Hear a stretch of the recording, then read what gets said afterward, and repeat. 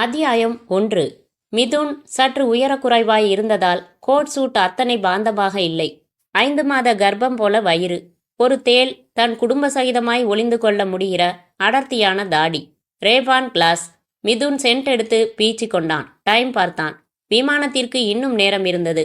வசதியான நாற்காலியில் அமர்ந்து ஹோல்டரில் சிகரெட் பொருத்தி முனையை பொசுக்கிக் கொண்டு ரிமோட் தட்டி வீடியோவில் ராத்திரி பாதியில் விட்டிருந்த ஆங்கில படத்தை தொடர்ந்து பார்த்தான். அரைக்கதவு தட்டப்பட்டு கமின். குட்டை பாவாடை அணிந்த செம்பட்டை தட்டின பாப் தலையுடன் இருந்த ஆங்கிலோ இந்திய செக்ரட்டரி உள்ளே வந்து அவன் அருகில் இருந்த டீப்பாய் மேல் யுவர் ஃப்ளைட் டிக்கெட் சார் என்று வைத்தாள். என் பர்சனல் டெலிஃபோன் புக் எடு. கட்டில் அருகே இருந்த குட்டி கபோர்ட் திறந்து எடுத்து வந்தாள். மிதுன் டெலிவிஷன் திரையில் ஹெலிகாப்டர் பல்டி அடிப்பதில் இருந்து பார்வையை விளக்காமல் வி பக்கத்துல விலாசினி பெங்களூர்னு இருக்கும் பாரு. Yes sir. டயல் பண்ணி கொடு. Yes sir. அருகில் இருந்த கார்ட்லெஸ் டெலிஃபோனை எடுத்து அதன் ஏரியலை நீட்டிவிட்டு எண்களை சுழற்றினாள். Miss Vilasini please. Speaking. Just a minute please என்று மவுத் பீஸ் பொத்தி சார் விலாசினி என்று நீட்டினாள். வாங்கி கொண்டு நீ போலாம் என்றான். இன்னைக்கு பெங்களூர் வரேன் விழா. மை குட்னஸ், என்ன ப்ரோக்ராம்? பிஸ்னஸ். மேல மேல பணத்தை எப்படி குவிக்கிறதுன்னு ஸ்காட்ச் சாப்பிட்டுக்கிட்டே பேசணும். அப்புறம் சூரியன் காணாம போனதும் விழாவோட திருவிழா. எங்க தங்குறீங்க மிதுன்? ப்ளூ ஏஞ்சல் டீலக்ஸ் சூட்டு. எத்தனை மணிக்கு திருவிழா? வாயேன் ஒரு 9:30-10 மணிக்கு. Right, meet you. மிதுன் அரை மணி நேரம் கழித்து சிறிய சூட்கேஸோடு புறப்பட்டான். டிரைவர் வந்து வாங்கி கொள்ள மர்லின் பை சார் என்றாள். அதான் வச்சிருக்கே இடுப்புல நிறைய என்று சிரித்து தன் காரில் ஏறப்போன போது எதிரே வந்து நின்ற ஆட்டோவில் இருந்து இறங்கினான் குணசேகர். மிதுனுக்கு சொந்தமான பார்மசூட்டிக்கல்ஸ் கம்பெனியின் அக்கவுண்டன்ட். சற்று பதட்டமாக இவன் அருகில் வந்தான். சார், வெளியூர் புறப்பட்டு இருக்கீங்களா? ஆமாம், பெங்களூர். என்ன விஷயம்? சார், உங்ககிட்ட ரொம்ப முக்கியமான விஷயம் ஒன்று பேச வந்தேன். கம்பெனி விஷயமா. வாட்சை பார்த்து டைம் ஆச்சே குணசேகர், நாளைக்கு மத்தியானம் நான் திரும்பிடுவேன். ரொம்ப அவசரமான செய்தியா? ஆமாம் சார். ஆட்டோவை கட் பண்ணிட்டு காரில் ஏறுங்க. ஏர்போர்ட் போய்கிட்டே பேசலாம். கம். குணசேகர் கர்ச்சீப் எடுத்து முகத்தை ஒற்றி கொண்டான். 30 வயது, 40 வயது தோற்றம். முகத்தில் முள்முள்ளாய் 3 நாள் சவர பாக்கி. கண்களில் ஒருவித திகில். 100 மீட்டர் ரேஸ் ஓடி முடித்தவன் போல அவசர மூச்சு. என்ன குணசேகர், அந்த பாட்டை நிறுத்தப்பா என்றான் மிதுன். பாட்டு இருக்கட்டும், அணைக்க வேணாம் என்று சத்தமாக டிரைவரிடம் சொன்ன குணசேகர் சன்ன குரலில் நான் சொல்ல போற விஷயம் டிரைவருக்கு கூட தெரியக்கூடாத ஒரு ரகசியம் என்றான். பற்ற வைத்த தீக்குச்சியை ஜன்னல் வழியாக விசிறிவிட்டு என்னப்பா ரொம்பதான் பீடிகை போடுற, சொல்லு என்றான் மிதுன். மெதுவா பேசுங்க சார். நான் சொல்றேனேன்னு நீங்க தப்பா நினைக்க கூடாது. இப்போ கொஞ்ச நாளா நீங்க ஆஃபீஸுக்கு சரியா வர்றதில்ல. கிளப்பு, பார்ட்டி, டென்னிஸ்னு கொஞ்சம் அலட்சியமா இருந்துட்டீங்க. நான் ஆஃபீஸ் வரணும்னு அவசியமே இல்லை குணசேகர். தீபன் அவ்வளவு அக்கறையா பார்த்துக்கிறானே. அவன் கம்பெனி மேனேஜர் மட்டும் இல்லை, என் ஃப்ரெண்டு. அந்த நம்பிக்கைக்கு அவன் ரகசியமா வேட்டு வச்சுக்கிட்டு இருக்கான் சார். என்னையா சொல்ற நீ? கம்பெனியில் சில பித்தலாட்டங்கள் உங்களுக்கு தெரியாம நடத்திக்கிட்டு இருக்கான் தீபன். ஆனால் நாளைக்கு மாட்டினா கம்பெனி முதலாளிங்கிற நிலையில நீங்க தான் உள்ள போக வேண்டி வரும். நெற்றியை சுருக்கினான் மிதுன். தெளிவா சொல்லுப்பா. சார், நாம தயாரிக்கிற சில கேப்சூல்களை வெளிநாட்டுக்கு முறையா லைசன்ஸ் வாங்கி ஏற்றுமதி செய்கிறோம். தீபன் சில குறிப்பிட்ட கன்சைன்மெண்ட்ஸில் மருந்துக்கு பதிலாக போதை பவுடர் நிரப்பி அனுப்புகிறான். கம்பெனி ஷிஃப்ட் முடிஞ்சதும் பேக்கிங் பகுதியில் இவன் தனியாலாம் இதை செய்கிறான். வேற ஒரு வேலையாக போனனா இவனை ரகசியமாக கண்காணிச்சிட்டேன். திக்குன்னு ஆயிடுச்சு. இது நடந்தது 1 வாரத்துக்கு முந்தி. இந்த போதை மருந்துகளை யாருக்கு அனுப்புகிறான், அதுக்கு இவனுக்கு யார் பணம் தர்றாங்க, இதெல்லாம் தெரிஞ்சு ஆதாரத்தோடு உங்ககிட்ட சொல்லணும்னு கொஞ்சம் துப்பறிகிற வேலையில எல்லாம் இறங்கினேன். My God, Deepana? என் தீபனா? யார் மேலே வேணும்னாலும் சத்தியம் செய்கிறேன். அப்புறம் ஆஃபீஸில் அவன் நடவடிக்கைகளை ஆராய்ஞ்சேன். ஸ்டோர் ரூமில் ஒரு ரகசிய லாக்கர் இருக்குது சார். அதில் இந்த தில்லுமுள்ளு சம்மந்தப்பட்ட கணக்குகள், ஃபைல்கள், பேங்க் பாஸ்புக்ஸ் எல்லாம் பார்த்தேன். நீங்கள் வந்தீங்கன்னா அதை காட்டுறேன், பாருங்க. அந்த லாக்கரோட சாவியை அவன் எங்கே ஒளிச்சு வச்சிருக்காங்கிறதும் எனக்கு தெரியும். மிதுன் நெற்றியை பிடித்து கொண்டு அமைதியானான். கண்ண சதைகள் இறுகி நெற்றியோர நரம்புகள் அசைந்தன. இடது கையில் வலது கை முஷ்டியால் குத்தி கொண்டான். ராஸ்கல், ஃப்ரெண்டுங்கிற தைரியத்தில் நான் கொஞ்சம் அதிக சுதந்திரம் கொடுத்ததை இப்படி எக்ஸ்ப்ளாய்ட் பண்ணுறானா அவன்? குணசேகர், நீங்கள் சொல்கிறதெல்லாம் உண்மைதானா? நீங்களே வந்து அந்த டாக்குமெண்ட்ஸை எடுத்து பாருங்க சார். நான் எதுக்காக போய் சொல்லணும்? நம்ம ஆஃபீஸ் பூரா இந்த விஷயம் தெரியுமா? இல்லை, தெரியாது. எனக்கு மட்டும்தான் தெரியும். சற்று நேரம் நகம் கடித்து கொண்டு யோசித்தான் மிதுன். நான் முட்டாள் இல்லை குணசேகர். நம்பிக்கை துரோகிய அவன் யாராக இருந்தாலும் மன்னிக்க மாட்டேன். நீ ஒன்று செய். சொல்லுங்க சார். நான் நாளைக்கு மத்தியானம் பெங்களூர்லேருந்து வந்துடுவேன். நாளைக்கு ஈவினிங் ஓவர் டைம் செய்கிறதா சொல்லி ஆஃபீஸ்லேயே இரு. 5 மணிக்கு ஆஃபீஸ் முடிஞ்சு எல்லாரும் போயிடட்டும், தீபன் உள்பட. நான் ஒரு 6 மணிக்கு வரேன். டாக்குமெண்ட்ஸை பார்ப்போம். அதுக்கப்புறம் அவனை ப்ரைவேட்டாக டீல் பண்ணுறதா இல்லை போலீஸ் மூலமாக டீல் பண்ணுறதான்னு முடிவு செய்யலாம். ஓகே சார் என்றான் குணசேகர். விமான நிலையத்தின் வாசலில் பார்க்கிங் வரிசையில் கார் செருகிக் கொள்ள நிதானமாக ஊர்ந்து இடம் தேட ஆரம்பித்தது. மிதுன் இறங்கிக் கொண்டு, பார்க் பண்ண வேணாம்ப்பா, நான் போய்க்கிறேன் குணசேகர், நாளைக்கு ஈவினிங் என்று கையசைத்து விட்டு நடந்தான். விமான நிலையத்தின் லவுஞ்சில் பப்ளிக் டெலிஃபோன் பூத் தேடிச் சென்ற மிதுன் எண்கள் சுழற்றி, ஹலோ மர்லின், நான் மிதுன் பேசுகிறேன், ஏர்போர்ட்லேருந்து. ஒரு காரியம் செய். நம்ம மிதுன் ஃபார்மசூட்டிக்கல் கம்பெனி ஆஃபீஸில் அக்கௌண்டண்ட்டாக வேலை பார்க்குறான் குணசேகர். அவன் யார், எந்த மாதிரி டைப், குடும்ப பின்னணி என்ன, இந்த விவரங்கள் எனக்கு வேணும். அர்ஜென்ட். நாளைக்கு நான் பெங்களூரில் புறப்படுறதுக்கு முன்னாடி ஹோட்டல் ரூமுக்கு ஃபோன் செஞ்சு தகவல் சொல்லணும். ஓகே என்றான்.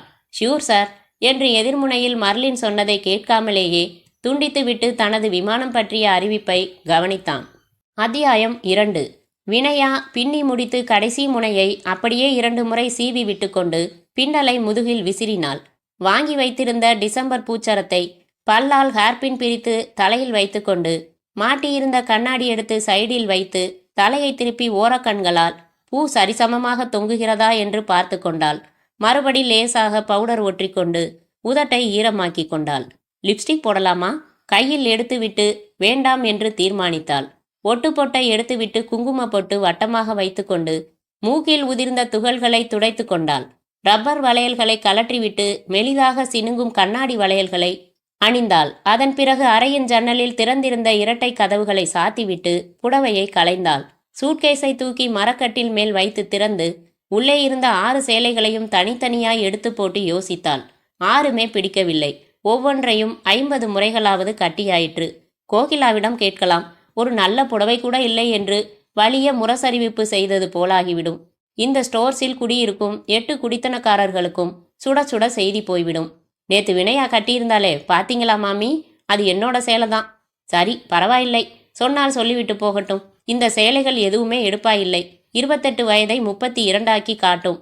ஜாக்கெட் பாவாடையுடன் நின்ற வினயா ஒரு துண்டு காகிதம் எடுத்து பென்சில் தேடி கிடைக்காமல் ஐப்ரோ பென்சிலில் எழுதினாள். கோகிலா டியர், கருப்பு ஜாக்கெட் அணிகிற மாதிரி பளிச்சென்று ஒரு சேலை கொடுத்து அனுப்பவும். தவிர 10 நிமிடத்தில் தயாராய் இருக்கவும். இருவருமாக ஒரு முக்கியமான வேலையாக வெளியில் செல்ல வேண்டும். வினயா. எழுதினதை மடித்தாள். ஜன்னல் அருகே வந்து ஒற்றை கதவை கொஞ்சமாக திறந்து கிரிக்கெட் விளையாடி கொண்டிருந்தவனை ரகு, ஏய் ரகு என்று அழைக்க ஓடி வந்தான். கையை மட்டும் ஜன்னல் கம்பி வழியாக நீட்டி, ரகு, இந்த லெட்டரை மாடி போர்ஷனில் இருக்கிற கோகிலாக்கா கிட்ட கொடு. ஒரு சேலை கொடுப்பா, வாங்கிட்டு வந்து ஜன்னலை தட்டு, திறந்து ஜன்னல் வழியாக வாங்கிக்கிறேன் என்ன என்றாள். ஓ, நான் கிரிக்கெட் ஆடிக்கிட்டு இருக்கேன். ஃபீல்டிங் தானடா செய்கிற, உன் தூரத்துக்கு பந்தே வராது, அலட்டிக்காம போயிட்டு வாடா கண்ணா. அவன் லெட்டரை வாங்கி கொண்டு போனதும் ஜன்னலை சாத்தி விட்டு காத்திருந்தாள். சற்று நேரத்தில் அரைக்கதவு தட்டப்படவே தான் புடவை இல்லாமல் நிற்பதை உணர்ந்து பதறி, யாரு என்றாள். நான் கோகிலாதான், கதவை தர. திறந்து அவளை அவசரமாக உள்ளே எடுத்து கதவை சாத்தினாள். என்னடி இது, புடவை அவுத்துட்டு அப்புறமா தான் கேட்டு விடுறியா? ஆமா, என் சேலை எதுவும் பிடிக்கல, கொண்டா. கோகிலா கொண்டு வந்திருந்த கிரீம் கலர் சேலையில் சிகப்பும் கருப்புமாய் சின்ன பூக்கள் சிந்தி இருந்தன. அதை வாங்கி கட்டி கொண்டாள். நான் ரெடியாத்தான் இருக்கேன், போலாம். அது என்ன முக்கியமான விஷயம்? அலங்காரம் எல்லாம் கூட கொஞ்சம் விசேஷமா இருக்குது. வேலை கிடைச்சிடுச்சா என்ன? இல்ல, அதில்ல, போய்கிட்டே பேசலாவா.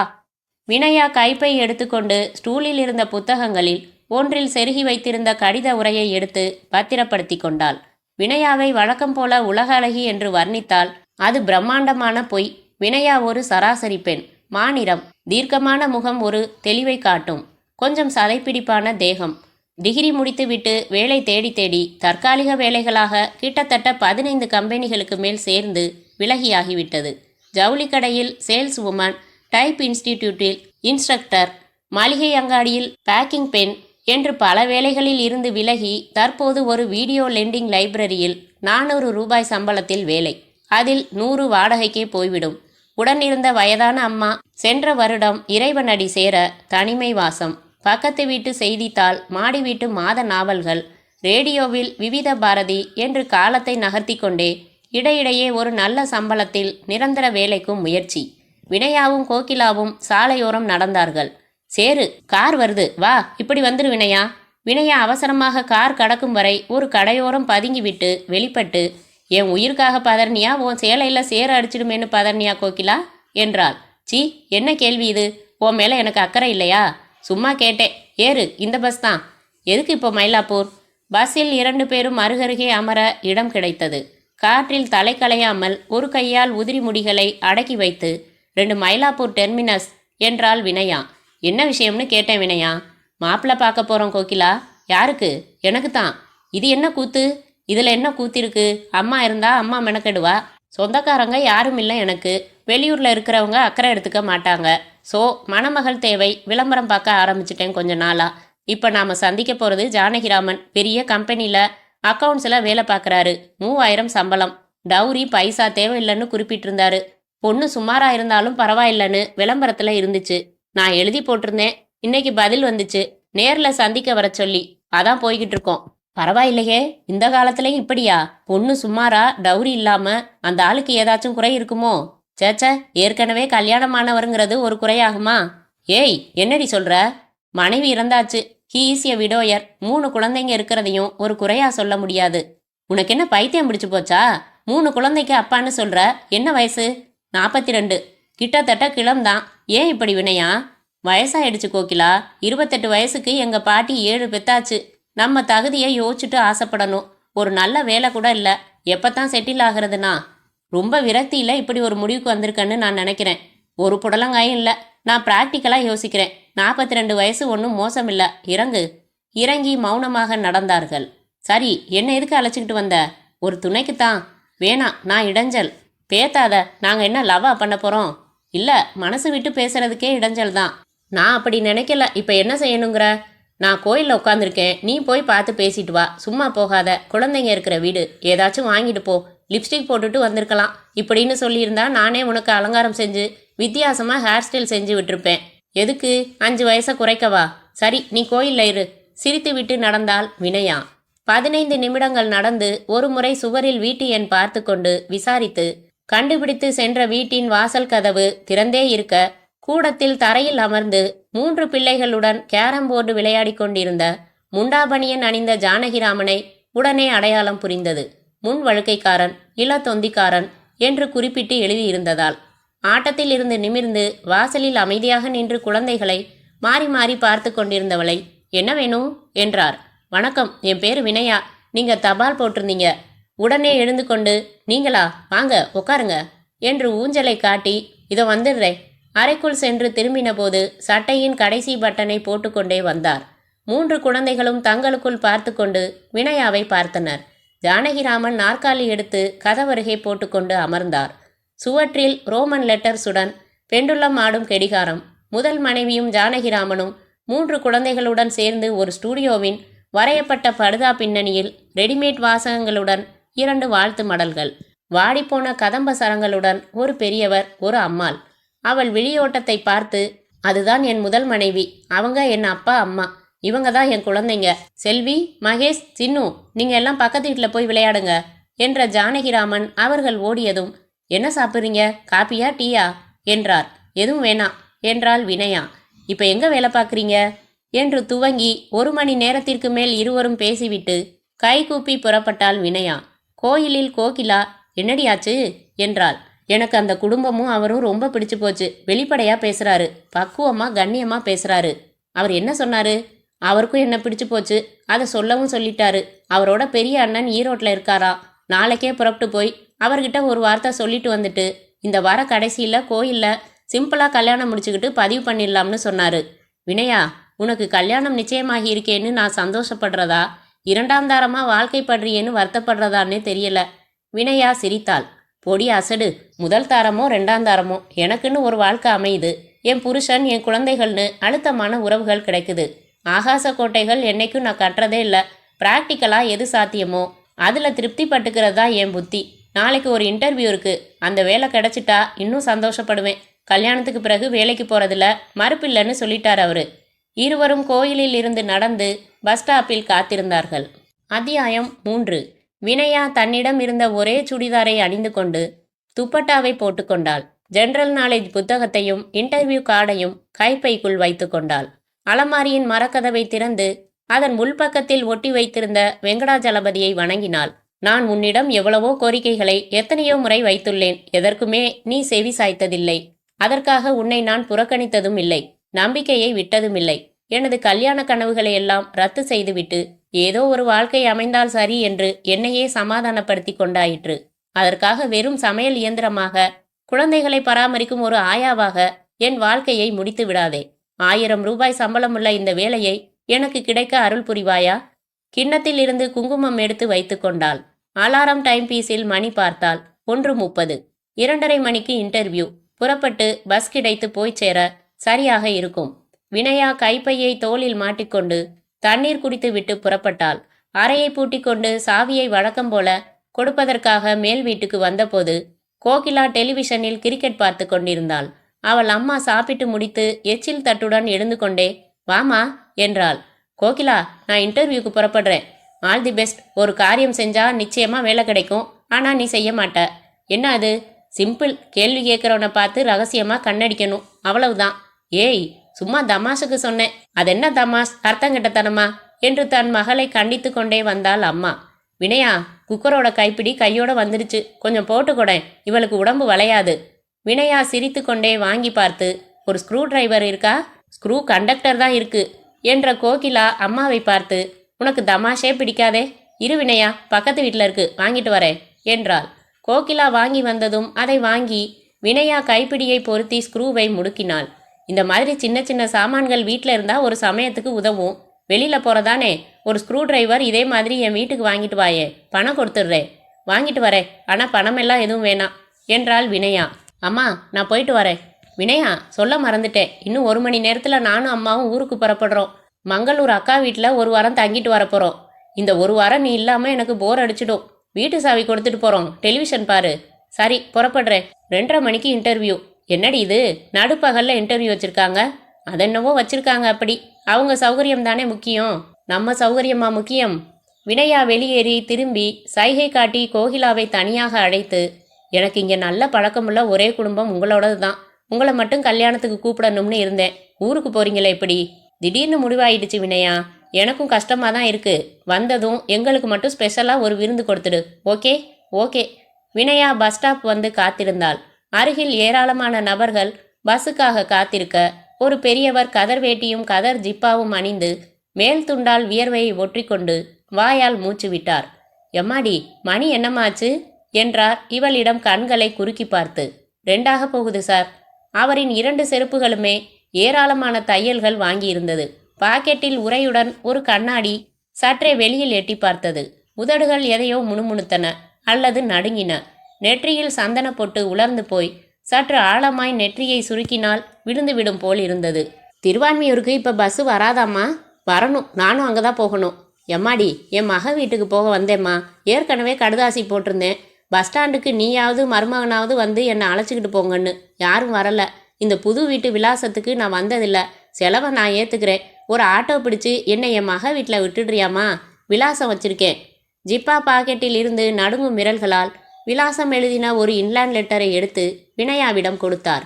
இன்டர்வியூக்கு நேரம் நெருங்கிவிட்டதாலும் அவளும் திருவான்மியூர் செல்ல வேண்டியிருந்ததாலும் அவருக்கு உதவ முன்வந்து ஆட்டோவை அழைத்தாள் வினயா. 2 பேரும் ஏறிக்கொண்டார்கள். ஆட்டோ ஓடியது. சார், நானும் அதே ஏரியாவுக்கு தான் போகிறேன். அதனால மீட்டர் சார்ஜில் பாதி நான் ஏற்றுக்கிறேன். எனக்கும் அவசரம்தான். எந்த ஊர்லேருந்து வரீங்க? கும்பகோணத்துலேருந்துமா.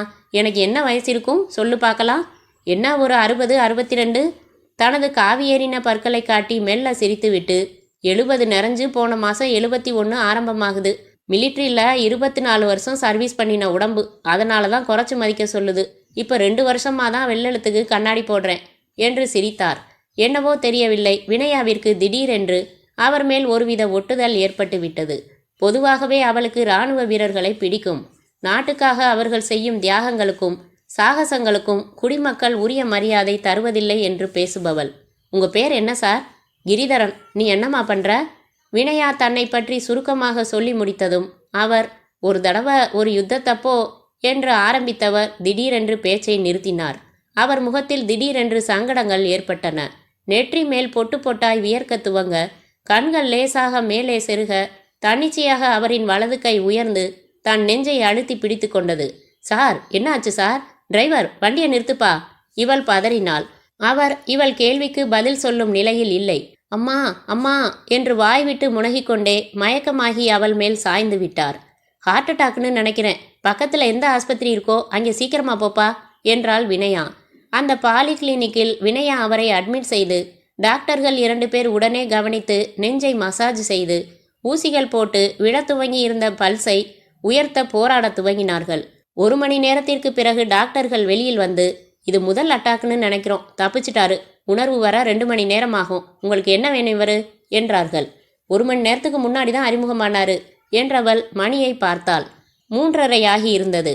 இன்டர்வியூ தவறிப்போன வருத்தத்தை விட நாட்டுக்காக உழைத்த ஒரு வீரரின் உயிரை காப்பாற்ற உதவினதற்காக நிம்மதியே மேலோங்கி இருந்தது. பெரியவர் காட்டின இன்லாண்ட் லெட்டரை எடுத்துக்கொண்டு அந்த விலாசத்துக்கு தேடி போன போது அந்த வீடு பூட்டி இருந்தது. அந்த வீட்டு பெண் மேட்னி சினிமா போயிருப்பதாக பக்கத்து வீட்டில் சொன்னார்கள். அவள் கணவன் எங்கே வேலை பார்க்கிறான் என்று யாருக்கும் சரியாக தெரியவில்லை.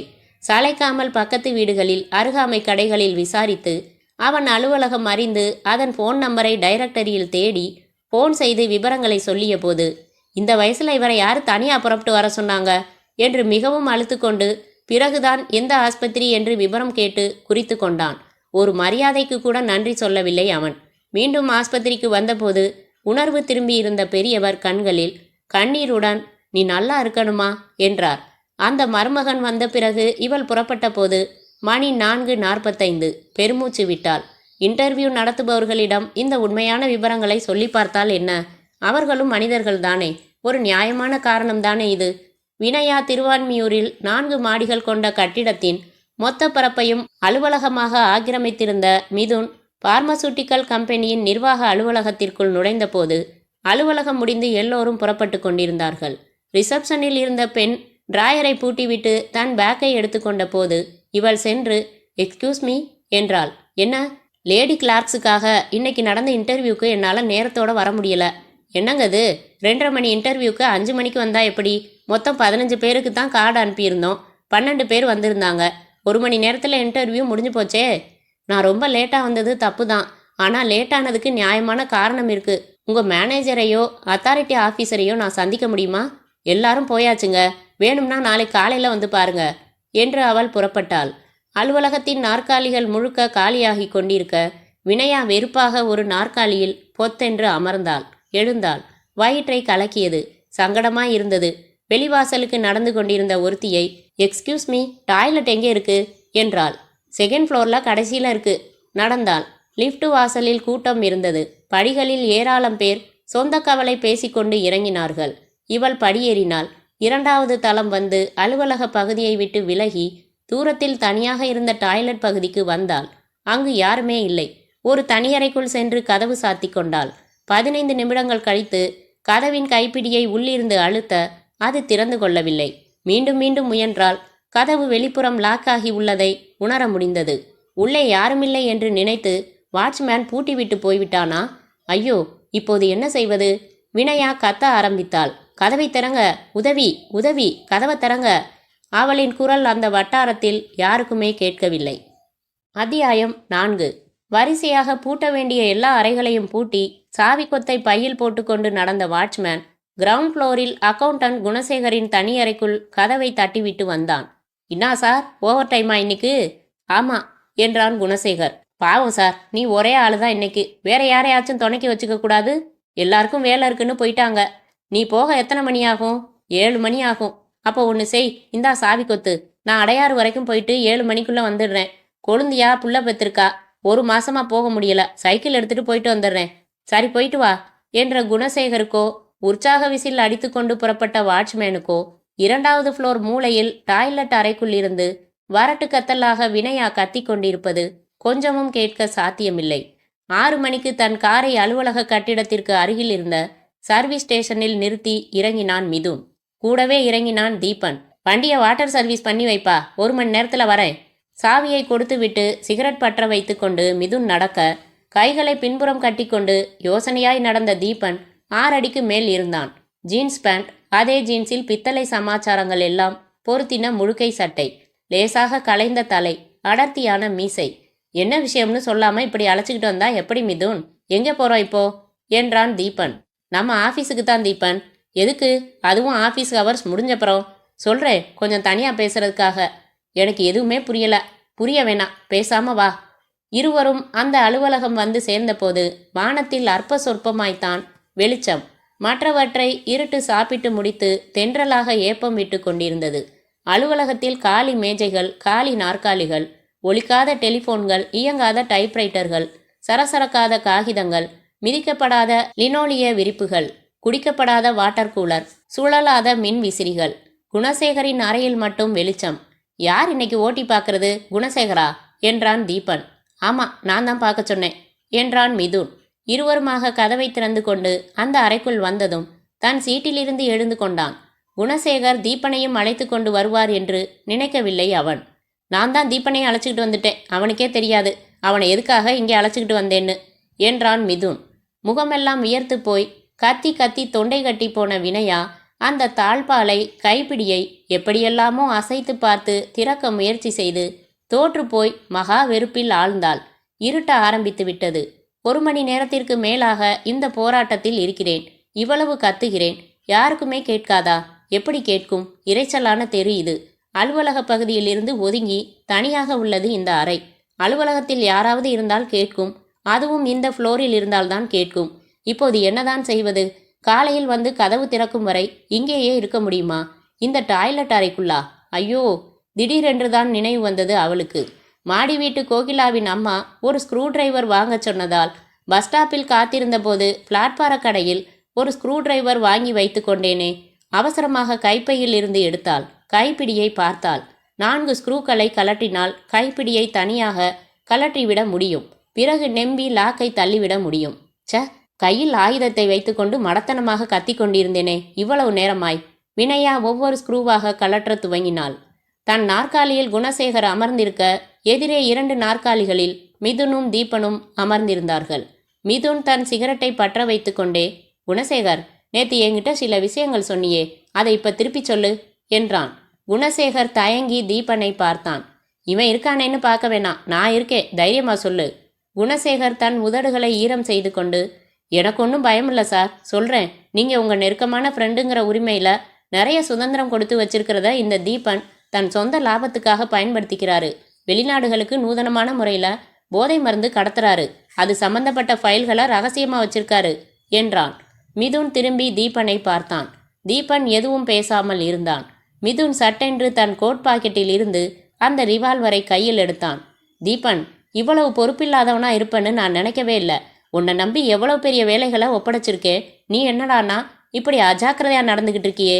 பொறுப்பான இந்த குணசேகர் 1 வாரமா துப்பறிஞ்சு எவ்வளவு தகவல்களை சேகரித்து வச்சிருக்காரு. நம்ம ரகசியங்களை எல்லாம் இவ்வளவு சுலபமா கோட்டை விட்டுட்டு நிற்கிறியே, உன்னை என்ன செய்யலாம்? குணசேகர் அதிர்ந்து போய் புரியாமல் பார்க்க மிதுன் கையில் இருந்த ரிவால்வர் இப்போது குணசேகர் பக்கம் திரும்பியது. மெதுவாக தன் தாடியை நீவிக்கொண்டு சிரித்தான். இவ்வளவு டேஞ்சரான ஆசாமியாப்பா நீ? என்னோட வெற்றி ரகசியத்தை தெரிஞ்சுக்கிட்ட உனக்கு நிச்சயமா நான் பெரிய பதவி கொடுக்க வேணாமா? சிவலோக பதவி. குணசேகருக்கு வியர்த்து போய் நாக்கு மேலெண்ணத்தில் ஒட்டிக்கொண்டு புரள மறுத்தது. சார், சார், என்னை சுட்டுடாதீங்க. இந்த நேரத்தில் டாய்லெட் அறையின் லாக்கை சாமர்த்தியமாக ஸ்க்ரூ டிரைவர் கொண்டு நெம்பி விலக்கிவிட்டாள் வினயா. கதவை திறந்தாள். பெருமூச்சு விட்டாள். கட்டிடத்தின் கீழ் வாசல் கதவு மூடப்பட்டிருக்க கூடாதே என்று வேண்டிக் கொண்டே படிகளில் இறங்கி கிரவுண்ட் ஃப்ளோர் வந்த வினயா ஒரே ஒரு அறையில் டியூப்லைட் எரிவதையும் அதன் வாசல் கதவு கொஞ்சமாக திறந்திருப்பதையும் அதன் வழியாக பேச்சுக்குரல்கள் வருவதையும் கவனித்து திகைத்தாள். என்னை சுட்டுடாதீங்க என்று சொன்ன மாதிரி இல்லை. மெதுவாக ஓசையின்றி அந்த அறையை அணுகினாள். குணசேகர், நீ நல்ல பையன்தான், பொறுப்பானவன்தான். ஆனால் முக்கியமான ரகசியத்தை தெரிஞ்சுக்கிட்டியே. இனிமே உன்னை உயிரோட விட்டா எனக்கு ஆபத்தாச்சேப்பா. இதை பாரு, உன்னை பற்றி சகலமும் விசாரித்தேன். நீ காதல்ல தோத்தவனாமே. 2 மாதம் முன்னாடி தற்கொலை வரைக்கும் போய் அப்புறம் காப்பாத்தினாங்களாமே. உன்னோட முன்கதை எனக்கு எவ்வளவு சௌகரியம் பாரு. இப்போ நான் உன்னை சுடக்கூடாது, அவ்வளவுதானே? சரி, சுடலை. ஒரு காகிதம் எடு. தீபன், கை நடுங்குது பார் சாருக்கு, நீ தான் எடுத்துக்கூட என்றான் மிதுன். லேசாக ஒரு கண்ணை மட்டும் வைத்து எட்டி பார்த்த வினயாவுக்கு தன் முதுகை காட்டிக்கொண்டு. வினயாவிற்கு பகீர் என்றது. என்ன நடக்கிறது இங்கே? கையில் துப்பாக்கி. மை காட், கொன்றுவிடப் போகிறார்களா அவரை? நான் என்ன செய்ய வேண்டும்? இன்றைக்கென்ன எனக்கென்று இத்தனை சோதனைகள்? தீபன் ஒரு காகிதம் எடுத்து கொடுத்தான். பேனாவும் எடுத்து திறந்து வைத்தான். குணசேகர், பேனாவை எடு, சொல்ற மாதிரி எழுது. அட எடுப்பா, இல்லைன்னா சுட்டுடுவேன், விளையாட்டில்ல. நடுங்கும் விரல்களால் குணசேகர் எடுத்தான். எழுது, என்னை பார்க்காத, அங்கே பார்த்து தெளிவா எழுது. அன்புள்ள போலீஸ் அதிகாரி அவர்களுக்கு வணக்கம். என் பெயர் குணசேகரன். நான் காதலில் தோல்வியுற்றவன். என்னால் அவளை மறக்கவே முடியவில்லை. வாழ்க்கை வெறுத்து போய்விட்டது. இனியும் நான் வாழ்வதில் அர்த்தமில்லை. ஏய், இங்கே என்னடா பார்வை? எழுதுடா. ஆகையால் தற்கொலை செய்து கொள்கிறேன். என் தற்கொலைக்கு யாரும் காரணமில்லை. இப்படிக்கு உன் அழகான கையெழுத்தை போடு. அட பாவிகளா என்று கத்த எழுந்த வாயை 2 கைகளாலும் இறுக்கமாக பொத்திக்கொண்ட வினயாவின் கண்களில் பீதி படர்ந்தது. சார், என்னை எதுவும் செஞ்சிடாதீங்க சார், பதறினான் குணசேகர். தீபன், ஃபேனை நிறுத்து, இந்த கைத்த கட்டு. மிதுன் தன் மற்றொரு கோட் பாக்கெட்டில் இருந்த நைலான் கயிற்று சுருள் எடுத்து தீபனிடம் கொடுத்தான். சில நிமிடங்களில் எல்லா ஏற்பாடுகளும் நிகழ்ந்து முடிந்தது. மின்விசிறியில் நைலான் கயிறு கட்டி மறுமுனையை உயரம் பார்த்து சுருக்கிட்டு ஸ்டூல் மேல் குணசேகரை நிற்க வைத்து அவன் கழுத்தில் சுருக்கை மாட்டி குணசேகர் கைகூப்பி அழுதான். நான் என்ன தப்பு செஞ்சேன் சார்? நீங்க எது வேணும்னாலும் செய்யுங்க. நான் எதுலையும் தலையிடல. நான் பார்த்ததெல்லாம் தெரிஞ்சுக்கிட்டதெல்லாம் மறந்துடுறேன். யார்கிட்டையும் சொல்ல மாட்டேன். ப்ளீஸ் என்னை விட்டுடுங்க. எல்லாவற்றையும் பார்த்து கொண்டிருந்த வினயாவுக்கு உடம்பெல்லாம் சூடாகியது. இந்த கொலையை என்னால் தவிர்க்கவே முடியாதா? அவர்கள் 2 ஆண்கள், துப்பாக்கி வைத்திருப்பவர்கள். நான் ஒரு தனி பெண்ணாக என்ன செய்ய முடியும்? இந்த கட்டிடத்தின் வாசல் கதவு திறந்திருக்கிறதா மூடியிருக்கிறதா என்பது கூட தெரியாது. நானே சிறையில் இருப்பது போன்ற நிலையில் இப்போது இவர்கள் என்னை பார்த்துவிட்டால் நான் தீர்ந்தேன். என்ன செய்யலாம்? வினயா அந்த அறையின் கதவை கவனித்தாள். இழுத்து வெளிப்புறம் தாளிட முடியும். தாளிட்டு விட்டால் உள்ளே 3 பேருமே இருப்பார்கள். வெளியே வர முடியாது. இந்த திடீர் திருப்பத்தால் அவர்கள் கொலை முயற்சியை கைவிடலாம். சட்டென்று இந்த கதவை இழுத்து தாளிட்டு விட்டு, இதோ அருகிலேயே இருக்கிறது டெலிஃபோன், அதை எடுத்து அவசர போலீஸை அழைத்து விஷயம் சொல்லிவிட்டு ஓடிவிடலாம். இப்போதைக்கு என்னால் செய்ய முடிந்தது இது ஒன்றுதான். வினயா தீர்மானத்திற்கு வந்து கதவை இழுத்து ஓசையோடு சார்த்தி வெளிப்புறம் தாளிட்ட வினாடியும் மிதுன் குணசேகர் நின்று கொண்டிருந்த ஸ்டூலை காலால் உதைத்த வினாடியும் ஒன்று. விழுக்கென்று ஒரே ஒரு முறை உடம்பு பூரா உலுக்கி கொண்டு நாக்கை வெளியே தள்ளிக்கொண்டு குணசேகர் இறந்து போனான். மிதுனும் தீபனும் அதிர்ச்சியுடன் திரும்பி பார்த்தார்கள். யாருடா கதவை சாத்தினது? பிடிடா என்றான் மிதுன். வினயா அவசரமாக டெலிஃபோனை அணுகினாள். அந்த அறைக்கும் அடுத்த அறைக்கும் உள்வாசல் வழி ஒன்று இருப்பதும் அதன் வழியாக 2 பேரும் அடுத்த அறை வாசல் வழியாக வெளியே வந்து அவளை நோக்கி ஓடி வருவதையும் சற்று தாமதமாகத்தான் உணர்ந்தாள் வினயா. ரிசீவரை நடுவ விட்டு கட்டிட வாசலுக்கு ஓடினாள். ஏய், நில்லு நில்லு! கத்திக்கொண்டே துரத்தினான் தீபன். தீபன், அவளை விட்டுடாத, பிடிச்சிடு என்று கத்தினான் மிதுன். வினயா ஓடின வேகத்தில் அவள் செருப்புகள் கலன்றன. கவலைப்படவில்லை. தலையில் வைத்திருந்த பூ விழுந்தது. கவலைப்படவில்லை. தோளிலிருந்து நழுவி கைப்பை விழுந்தது. எதையும் லட்சியம் செய்யாமல் ஓடினாள். அகலமான வாசல் கதவு உள்பக்கம் தாளிடப்பட்டிருந்தது. அவசரமாக தாளை தள்ளி திறந்து வெளியே பாய்ந்து சாலையின் பிளாட்பாரத்தில் ஓட ஆரம்பித்தாள். நின்ற ஆட்டோவில் ஏறிக்கொண்டு புறப்படுப்பா என்றாள். தீபன் மூச்சு வாங்க ஓடி வந்து 4 பக்கங்களிலும் தேடிவிட்டு அவளை தொலைத்துவிட்ட அவமானத்துடன் திரும்பி நடந்தான். அத்தியாயம் 5. பரத் வீட்டின் முன்பாக காரை நிறுத்தினாள் சுசீலா. இறங்குங்க, நான் ஹாஸ்டல் போய் ட்ரெஸ் சேஞ்ச் பண்ணிட்டு 1/2 மணி நேரத்தில் வந்துடுவேன், ரெடியா இருக்கணும் என்றாள். பரத் இறங்கி கொண்டு கதவை சாத்தும் முன், ஏன் சுசி, நீ மட்டும் போயிட்டு வந்தா போதாதா? ஒரு பார்ட்டி ரிசப்ஷன்னா நானும் கூட வரலாம். மனசுக்கும் கண்ணுக்கும் குளிர்ச்சியா இருக்கும். ஆஸ்பத்திரியில் உன் ஃப்ரெண்டு உடம்பு முடியாம படுத்திருக்கிறத ஃபினாயில் நாத்தத்தில் நின்று நானும் பார்த்தே ஆகணுமா? 2வது, ஜிஹெச்சில் நர்ஸுங்க அவ்வளவு அழகா இல்லைன்னு கேள்வி. எனக்கு தெரிஞ்ச லேடி டாக்டர்கள் எல்லாம் டிரான்ஸ்ஃபர் ஆகி போயிட்டாங்க என்றான். இப்போ என்னதான் சொல்றீங்க? நானும் வர்றதுக்கு ஒரு அர்த்தம் வேணாமா? அவ ஆக்சிடென்ட்ல அடிபட்டு அட்மிட் ஆகி 1 வாரம் ஆச்சு.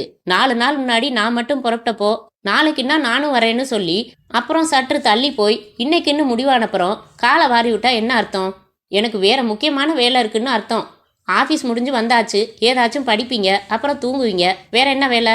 டெலிவிஷன் பார்க்கணும் சுசி. டோன்ட் பிளஃப், அது ஒரு வேலையா? பார்த்துட்டு விமர்சிக்க வேணாமா என்று விட்டு பரத் நாக்கை கடித்து கொண்டான். What the hell do you மீன்?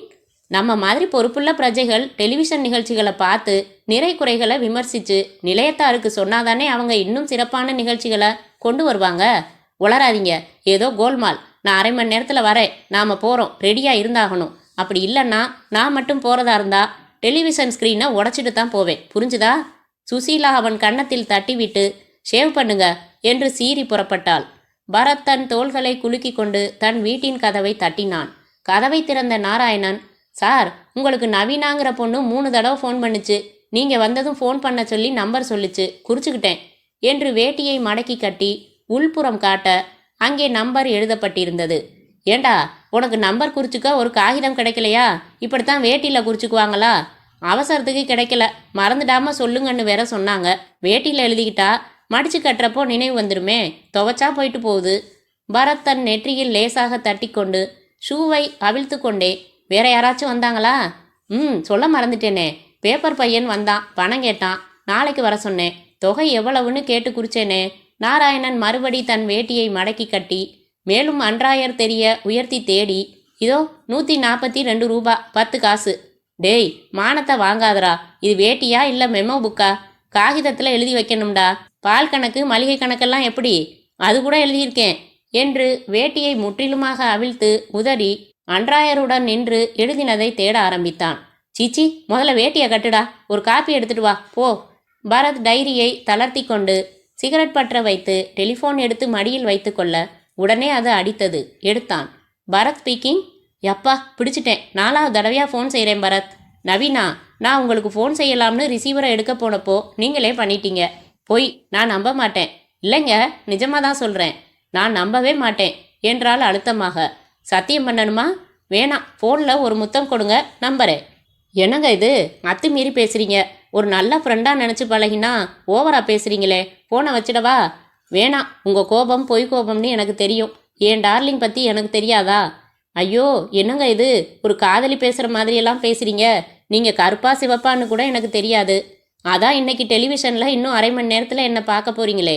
பெண்கள் தங்கள் இடையை கொடி போல வைத்திருக்க என்ன செய்ய வேண்டும் என்று சில பயிற்சி முறைகளை அழகு நிலையம் நடத்தும் செல்வி நவீனா செய்து காட்டுவாருங்கிற அறிமுக குறிப்போட ஆரம்பிக்கும். பாப்பீங்க தானே பரத்? தெரியலையேங்க. தெரியலையா? நான் 3 நாள் முன்னாடியே ஃபோன் பண்ணி சொன்னேன், நீங்களும் டைரியில் குறிச்சிக்கிட்டீங்க. இன்னைக்கு ரிமைண்ட் பண்ணுறதுக்காகத்தான் இத்தனை தடவை கூப்பிட்டேன். பார்த்துட்டு அடுத்த நிமிஷம் எனக்கு ஃபோன் செய்யணும். நீங்கள் பார்த்தா ஃபோன் செய்கிறேன். அது என்ன பேச்சு? பார்க்காம என்ன செய்ய போறீங்க ராஜா? ராஜாவா? இதை பாருங்க நவீனா, ராங் நம்பர் கிடைச்சப்போ ஏதோ குரல் இனிமையாக இருக்கேன்னு சொல்லி நான் கொஞ்சம் சிரித்து பேசி ஜோக்கெல்லாம் சொன்னது தப்பு தான். அதுக்காக நீங்கள் இப்படி நட்பு மீறி ராஜா டார்லிங் அது இதுன்னு கொஞ்சறது கொஞ்சமாச்சும் நல்லா இருக்கா? காதல் தப்பா பரத்? நான் உங்களை காதலிக்க கூடாதா? கிழிஞ்சுது. என் குரலை மட்டுமே தெரிஞ்சுக்கிட்டு எப்படிமா காதல் வந்துச்சு? பரத், நீங்களா அப்படி நினச்சிக்கிட்டா அது உங்கள் தப்பு. உங்களை நான் பல தடவை தூரமாக நின்று சைட் அடிச்சாச்சு. உங்கள் மீசை எவ்வளவு கம்பீரம் தெரியுமா? லிப்ஸ்டிக் போடுறீங்களா என்ன? உதடு அவ்வளவு சிவப்பாக இருக்கே. ரொம்ப லேட் நவீனா, இதெல்லாம் கேட்க சுகமாக இருக்கு. ஆனால் பாருங்க, நான் ஏற்கனவே தெரியும் அந்த சில்லி பனியன் பொண்ணை காதலிக்கிறீங்க, ரைட்? அது தெரிஞ்சுமா? பரத், நீங்கள் அந்த சுசீலாவை லவ் பண்ணுறத நான் எப்படி தடுக்க முடியும்? அது உங்கள் இஷ்டம். இது நியாயமான பேச்சு. அதே மாதிரி நான் உங்களை லவ் பண்ணுறத யார் என்ன தடுக்க முடியும்? இது ஏன் இஷ்டம். சிக்கலாக பேசுகிறீங்களே. பரத், மறுபடி சொல்கிறேன், நீங்கள் என்னை காதலிக்கவே வேணாம். தேங்க்யூ. ஆனால் நான் உங்களை காதலிக்க அனுமதி கொடுங்க. இது என்ன வகைன்னு ஒரு இளவும் புரியலையே. இதை பாருங்க, நீங்கள் ரொம்ப டேஞ்சரஸ் பொண்ணாக தெரியுறீங்க. லிப்ஸ்டிக் போட்ட மாதிரியான உதடுகளும் கம்பீரமான மீசையும் கொண்ட பசங்க எத்தனையோ பேர் கிடைப்பாங்க. காலேஜ் வாசலில் போய் நின்று பாருங்க. என்ன விட்டுடுங்க. பரத், இப்போ நான் சொல்கிறது சீரியஸ். இவ்வளவு நேரம் சொன்னதெல்லாம் அப்போ தமாஸ் தானே? நோ, அதுவும் சீரியஸ். இது ரொம்ப சீரியஸ். பரத், டிவியில் என்னோட ப்ரோக்ராமை பார்த்துட்டு நீங்கள் எனக்கு ஃபோன் செஞ்சே ஆகணும். இல்லைன்னா என் சுண்டு விரலை கட் பண்ணிக்குவேன். அதை உங்களுக்கு பார்சலில் அனுப்பியும் வைப்பேன். அதை வச்சு நான் என்னங்க செய்ய முடியும்? மெடிக்கல் காலேஜ் லேபரேட்டரிக்கு வேணால் கொடுக்கலாம். பரத், ஜோக் இல்லை, சீரியஸ் சீரியஸ், 100% சீரியஸ். எதிர்முனை வைக்கப்பட்டு விட குழப்பமுற்றான் பரத். ஃபோனையே பார்த்தான்.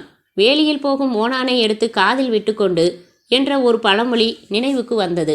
இவ்வளவு தூரம் மாய்ந்து மாய்ந்து ஃபோன் செய்யும் அந்த நவீனா எப்படித்தான் இருப்பாள் என்று தெரிந்து கொள்ளும் ஆர்வத்திற்காக புரோகிராம் பார்க்க தீர்மானித்திருந்தான்.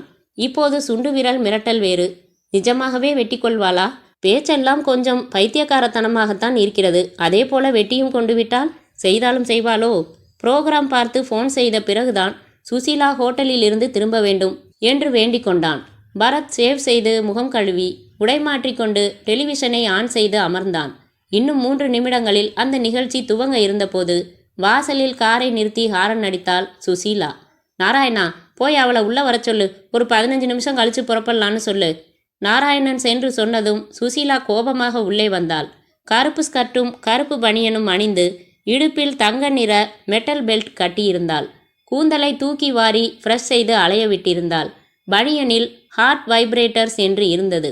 டெலிவிஷனில் இப்போது அந்த அறிவிப்பாளினி, பெண்கள் தங்கள் இடையை கொடிபோல் வைத்திருக்க என்ன செய்ய வேண்டும் என்று சில பயிற்சி முறைகளை அழகு நிலையம் நடத்தும் செல்வி நவீனா செய்து காட்டுவார் என்று சொல்லி கொண்டிருக்க, வேகமாக வந்து டெலிவிஷனை அணைத்தாள் சுசீலா.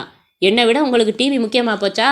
இல்லை வந்து சுசி, இந்த ப்ரோக்ராம் மட்டும் பார்த்துட்டு புறப்படலாம். பெண்கள் இடை பற்றி அப்படி என்ன உங்களுக்கு அக்கறை? நானே பார்க்க விரும்பாமல் அணைச்சிட்டேன். உங்களுக்கு என்ன? பரத் தவித்தான். சுசி ப்ளீஸ், இதில் ஒரு பொண்ணோட சுண்டு விரல் அடங்கி இருக்கு. பனிக்காலத்துலேயும் கூடவா மூளை குழம்பும்? கமான் பரத், வெறுப்பேத்தாதீங்க. அவன் கையை பிடித்து வாசலுக்கு வந்தாள் சுசீலா.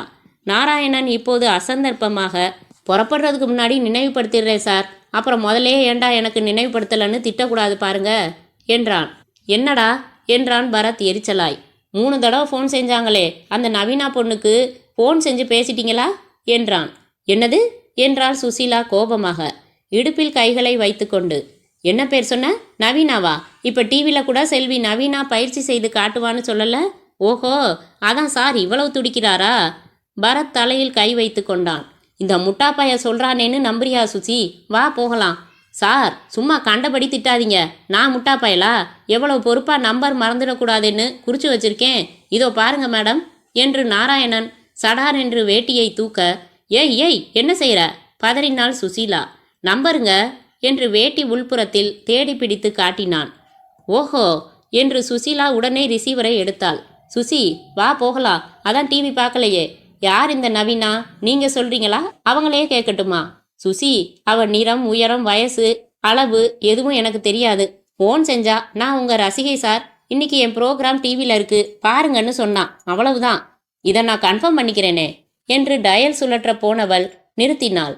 முதல்ல அந்த அழகு சுந்தரி எப்படி இருக்கான்னு பார்த்துடலாம் என்று டெலிவிஷனை நோக்கி சென்றாள். அதைத்தான் நானும் சொல்கிறேன். நோ, நீங்கள் பார்க்கக்கூடாது. போங்க, போய் காரில் உட்காருங்க. பரத் வேறு வழி இல்லாமல் காரில் சென்று அமர்ந்தான். சுசீலா டிவியை ஆன் செய்தாள். இப்போ நான் செஞ்சு காட்டின பயிற்சியெல்லாம் தினம் 10 நிமிஷம் விடாமல் செஞ்சால் 3 மாசத்துல பலன் கிடைக்கும் என்று சொல்லி கொண்டிருந்த செல்வி நவீனா கருப்பாய் கண்ணமெல்லாம் ஒட்டி போய் மேல் வரிசை பற்கள் வெளியே துருத்தி அரையடி கூந்தலுடன் சிரித்தபோது அருவருப்பாய் இருந்தது. அந்த பெண்ணை பார்த்து நிலைய பேட்டி பெண், ரொம்ப சிறப்பாக செஞ்சு காட்டினீங்க நவீனா, உங்களுக்கு நன்றி என்று சொன்னாள். சுசீலாவிற்கு சிரிப்பு வந்தது. இந்த முகத்தை பார்க்கத்தானா பரத் அவ்வளவு பரபரத்தார்? சுசீலா வந்து காரின் டிரைவிங் சீட்டில் அமர்ந்து ஸ்டார்ட் செய்து, பரத் உண்மையை ஒத்துக்க நான் என்னைக்குமே தயங்கினதில்ல. நவீனா என்ன ஒரு நேர்த்தியான உடம்ப வச்சிருக்கா தெரியுமா? பொதுவாக நல்லா எக்ஸசைஸ் செய்கிற பெண்களுக்கு முகம் அழகா இருக்காதுன்னு சொல்லுவாங்க. இவன் நேரெதிர், குண்டு குண்டா கன்னம், சிக்குன்னு உடம்ப வச்சிருக்கா. அவள் செஞ்சு காட்டின பயிற்சி எனக்கே உபயோகப்படும். அவளை கூப்பிட்டு திட்டணுங்கிற கோபமெல்லாம் அவளை பார்த்ததும் மறந்தே போச்சு. சாரிப்பா உங்களை பார்க்க விடாததுக்கு. இவ்வளோ மெனக்கட்டு ஃபோன் செஞ்சு சொல்லியிருக்கா. கண்டிப்பாக 2 வார்த்தை ஃபோன் செஞ்சு பாராட்டிடுங்க. சுசி, நீதானா பேசுறது என்று பொய்யாக மயங்கி அவள் மேல் சாய்ந்தான் பரத். அத்தியாயம் 6. என்னடா இது என்று பரபரப்பாக கேட்டான் மிதுன். அவள் ஓடும்போது தவறவிட்ட செருப்பு, பூ, ஹேண்ட்பேக்கு. அவளை பிடிக்க முடியல. அவள் ஆட்டோலையோ இதிலையோ ஏறி தப்பிச்சிட்டான்னு நினைக்கிறேன் என்று தீபன் சொல்லி முடிக்கும் முன்பாக அறை வாங்கினான். முட்டாள், எங்கிருந்து வந்தா அவ? எப்படி தப்பிக்க விட்ட? எல்லாத்தையும் பார்த்துருக்கா. அவ தப்பிடக்கூடாது. புறப்படு, நீ ஒரு டாக்ஸி பிடிச்சுக்கோ. நான் நம்ம வண்டியை எடுத்துக்கிறேன். ஆளுக்கு ஒரு பக்கமா தேடலாம். அவளை பிடிச்சாகணும். அவ முகம் எனக்கு நல்லா நினைவிருக்கு. நீல கலர் சுடிதார். அவ தப்பிட்டா நாம மாட்டினோம். ஹரியப். மிதுனும் தீபனும் அவசரமாக தங்கள் அலுவலக கட்டிடத்தை விட்டு வெளியேறினார்கள். தீபன் பாய்ந்து ஒரு ஆட்டோவில் அமர்ந்தான். மிதுன் அந்த சர்வீஸ் ஸ்டேஷனுக்கு ஓட்ட நடையில் வந்தான். ஆச்சாப்பா, பாக்கி அப்புறம் வாங்கிக்கிறேன். 100 ரூபாய் நோட்டை விசிறிவிட்டு அவன் தந்த ரசீதை அப்படியே தவறவிட்டு காரை ஸ்டார்ட் செய்தான் மிதுன். ஆட்டோவில் பயணம் செய்த வினயா தன்னை துரத்தி கொண்டு யாராவது வருகிறார்களா என்று திரும்பி பார்த்தாள்.